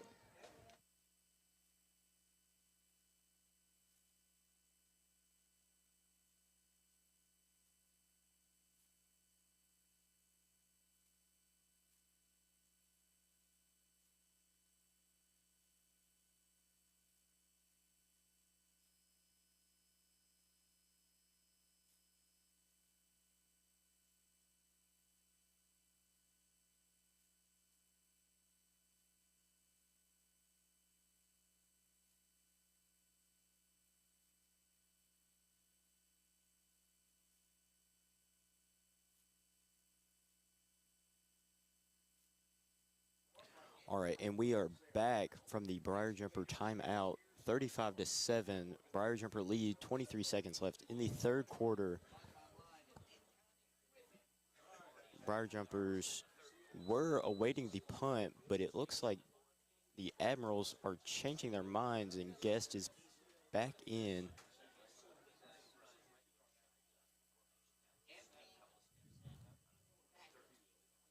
Takes the snap, airs it out, and it is intercepted.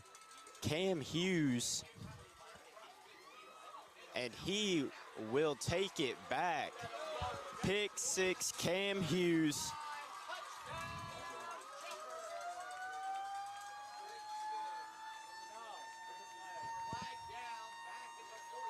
And there is a flag down at the 41-yard line.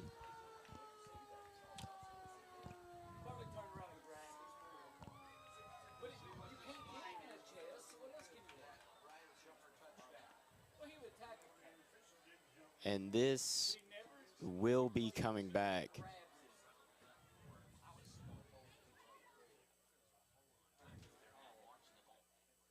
It was a great effort from Cam Hughes.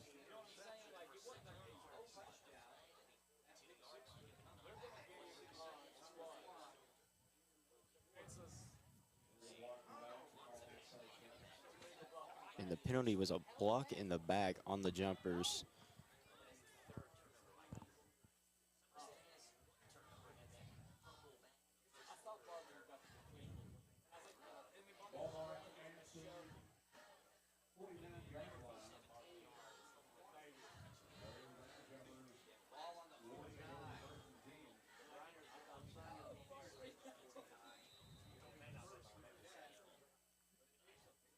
The Briar Jumpers are going to take over at their own 49-yard line with 6 seconds left in the third quarter. Bruner in the shotgun position with Cam Hughes with him.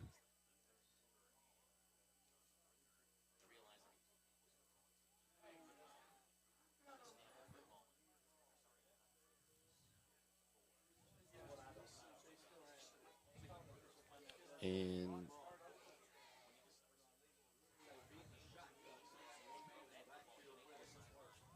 we'll have a ball change.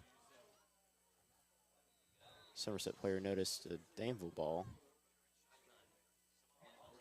Bruner takes a snap, gonna air it out. Targeted Samala, caught, touchdown, Caden Samala. What a way to end the third quarter. 41-7. After the pick six gets called back, Josh Bruner says no problem and throws an absolute dot to Caden Samala for the touchdown, which put the Jumpers up 41-7. Awaiting the PAT. Some excitement for the ending of the third quarter. And it looks like they will be going for a 2-point conversion here.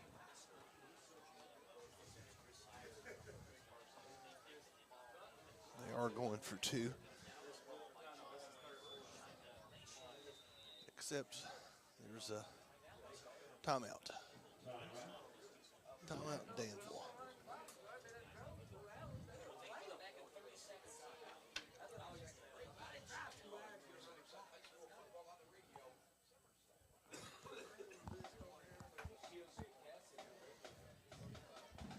So we will await the extra point or the 2-point conversion for a minute.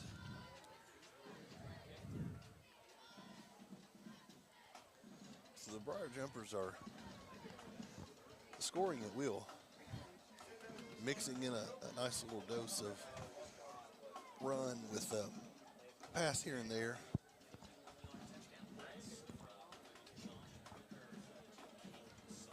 Just to keep the defense honest, and it's 41-7. They still look like they're going for two.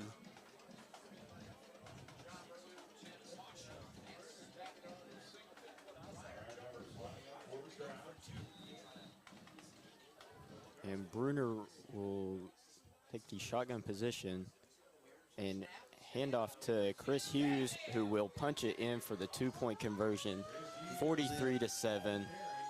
He walked in untouched on the 2-point conversion. So 43-7 as we now officially take the break between the third and fourth quarter. So when we kick off on this kickoff, it'll be the fourth quarter. And the Jumpers have absolutely dominated this game. The only score comes on a kick return from way back in the first quarter. Since then, it has been all Briar Jumpers. And you know, a lot of questions coming into this game with Coach Clevenger facing his former team. And as I talked to him this week, he didn't really want to have any part in that talk. He said, as professional as Coach Clevenger is, he said that football is all about the players, that you know, sometimes the adults want to make it about other things, but the football game is won on the football field with the players, and that's really all that he had to say about that.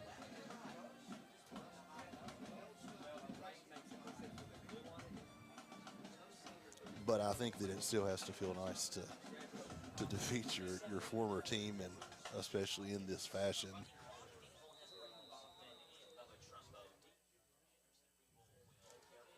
Anderson Rubel kicks it deep to Trumbo, who comes out trying to get to the right sideline, but he's pushed out of bounds at about the 32-yard line.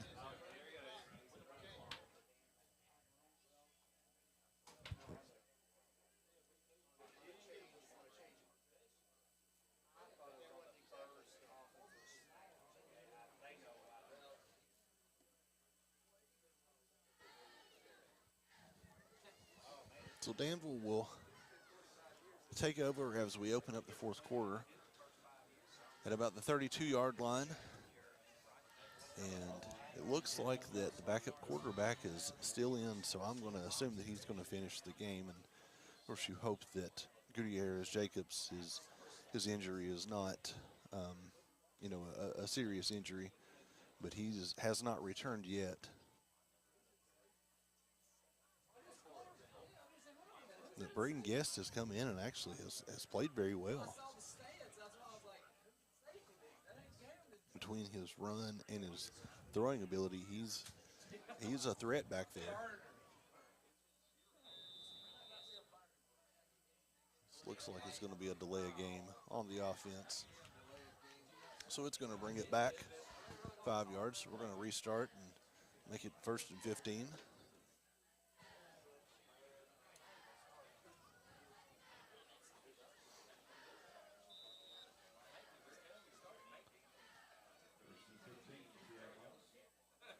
First and 15, and Guest Back in the shotgun formation. He's going to hand it off to Boffman, I believe, who is wrapped up for maybe a loss of a yard. So bring up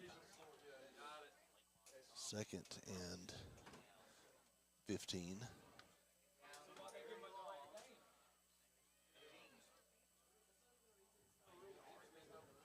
So you have to think that Danville may be looking to throw with being backed up and 2nd and 15. Of course, they have a backup quarterback, so that does make it difficult. But he really has shown a threat to run the ball.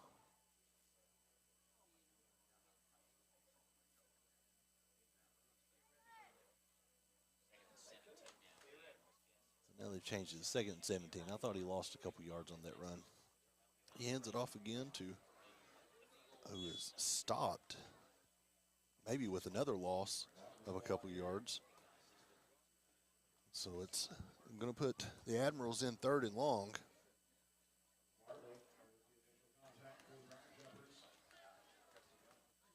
Jacob Bartley gets back there and makes the stop. So it's 3rd and 18, 3rd and 19.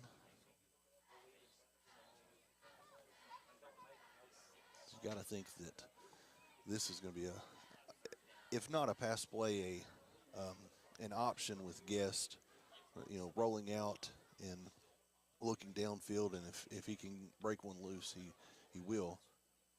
And that's exactly what he does. He rolls to the right, and he's got some room to run. He picks up about 10 yards, but that, of course, brings it back to the original line of scrimmage, so it's going to bring down a very long 4th down,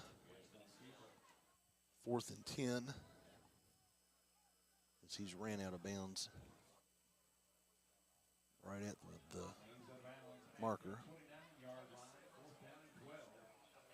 Actually didn't get there. It's 4th down and 12, and so Danville's going to go for it.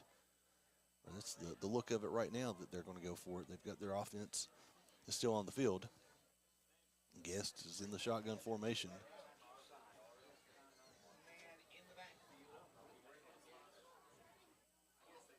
So Guest is going to drop back, and this is going to be another drop back and punt. And Somerset gets it at about the 35-yard line, and he's headed for the end zone.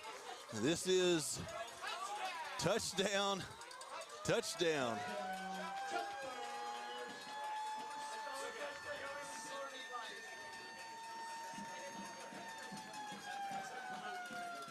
Touchdown by John Reynolds. Or Zach Koger, I'm sorry. Had the number wrong. Zach Koger there. And I really do not understand Danville's thought there.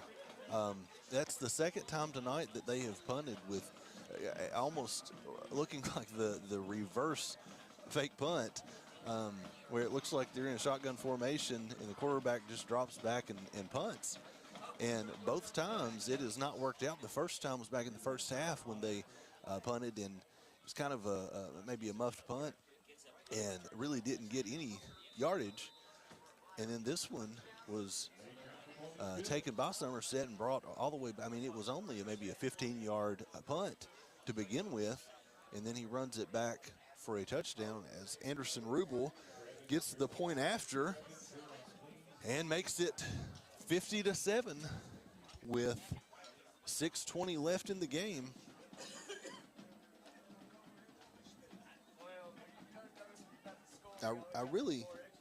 I just don't understand that thought. I mean, I can get maybe a fake punt, or maybe you want to not let the defense know whether you're punting or going for it, but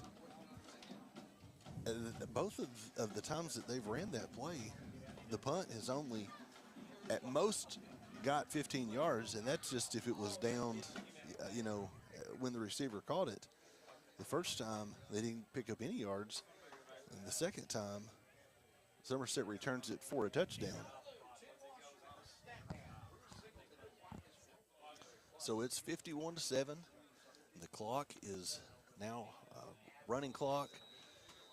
So 5.5 minutes, and the clock rolling while we wait for Rubel to kick off.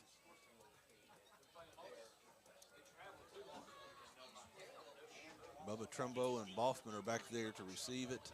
Trumbo gets it and takes it to the right sideline as he's brought down at about the 27-yard line.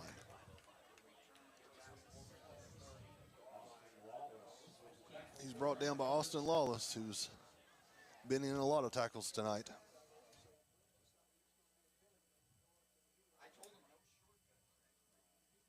Austin Lawless is a fine player right now, but he's just a freshman, so he's only going to get better. He's only going to grow and get stronger and bigger and better. And he's already in on a lot of tackles as it is.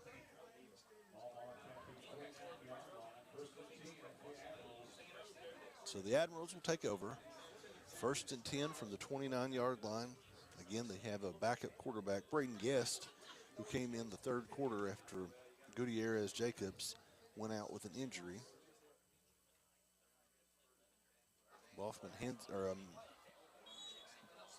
Guest hands it off to Boffman, who loses a couple.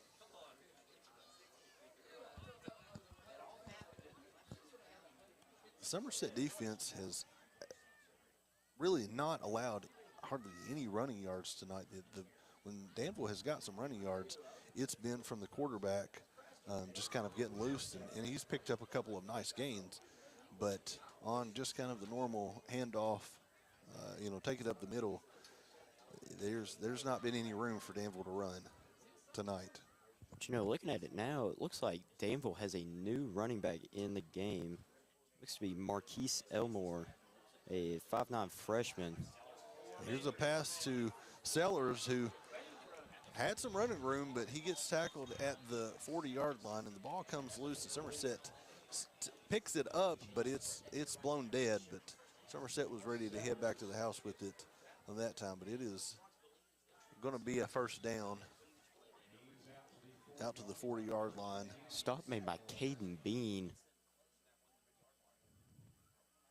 6-foot sophomore.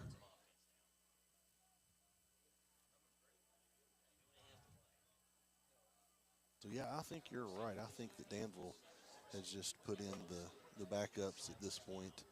I don't see, obviously the quarterback went out hurt, but I don't see Trumbo or Boffman in the game right now.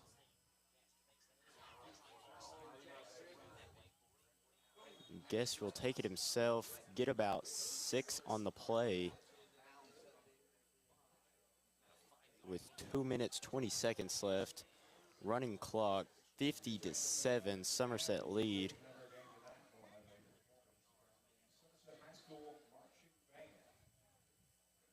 The 2nd and 5 at the Danville 45-yard line.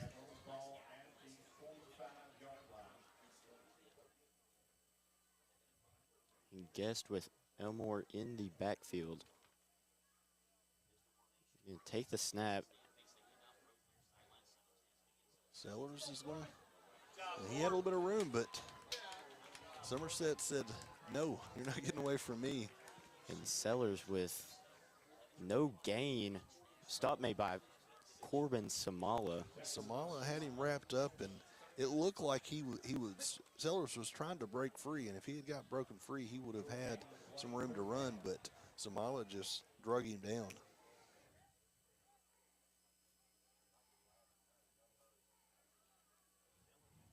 Which here we've got 2 sets of brothers making plays. The Samala brothers and the Hughes.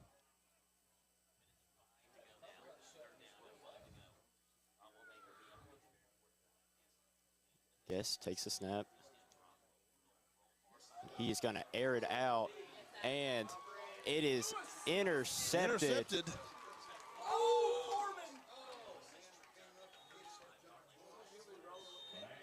Intercepted, and there's a flag on the play. I think that's going to go against maybe Corbin Samala.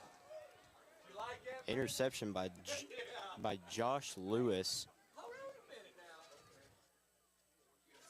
Josh Lewis got the interception, and what I'm saying, Corbin Samala may have drawn the penalty because he absolutely laid a Danville player out, and that's about where the flag came out at. So thinking that may have been it, but he absolutely had an outstanding block there. And that is going to be the game. 50 With to the running 7. clock.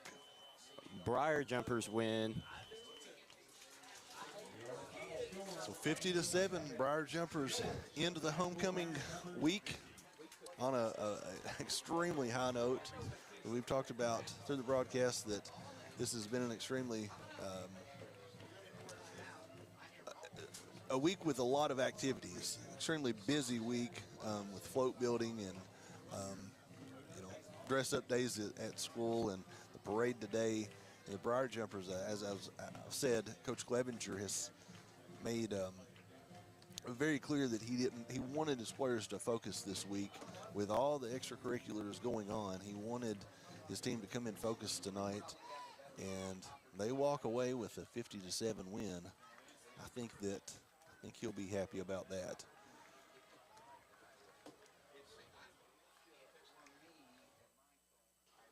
The Briar Jumpers move to 6-2 on the season, 2-0 in district play, and the Danville Admirals move to 0-8, 0-2 in district play.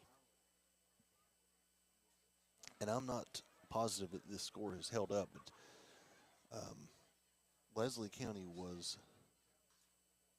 losing against Breathitt County at halftime tonight, and so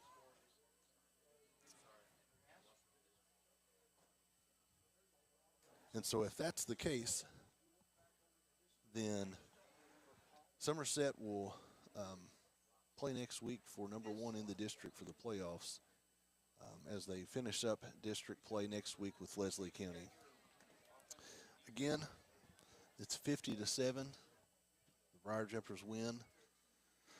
Charlie, this is our first broadcast. Ready to come back next week? Oh, yeah. We may not make the trip to Leslie County, but we will be back. If not in football season, we will be back in basketball season and bring you some of the boys and girls action as they're getting ready to start their seasons. Again, signing off tonight, I'm Alan Lewis, and this is Charlie Wilson with the Briar Jumpers coming away victorious with a 50 to 7 win over the Danville Admirals.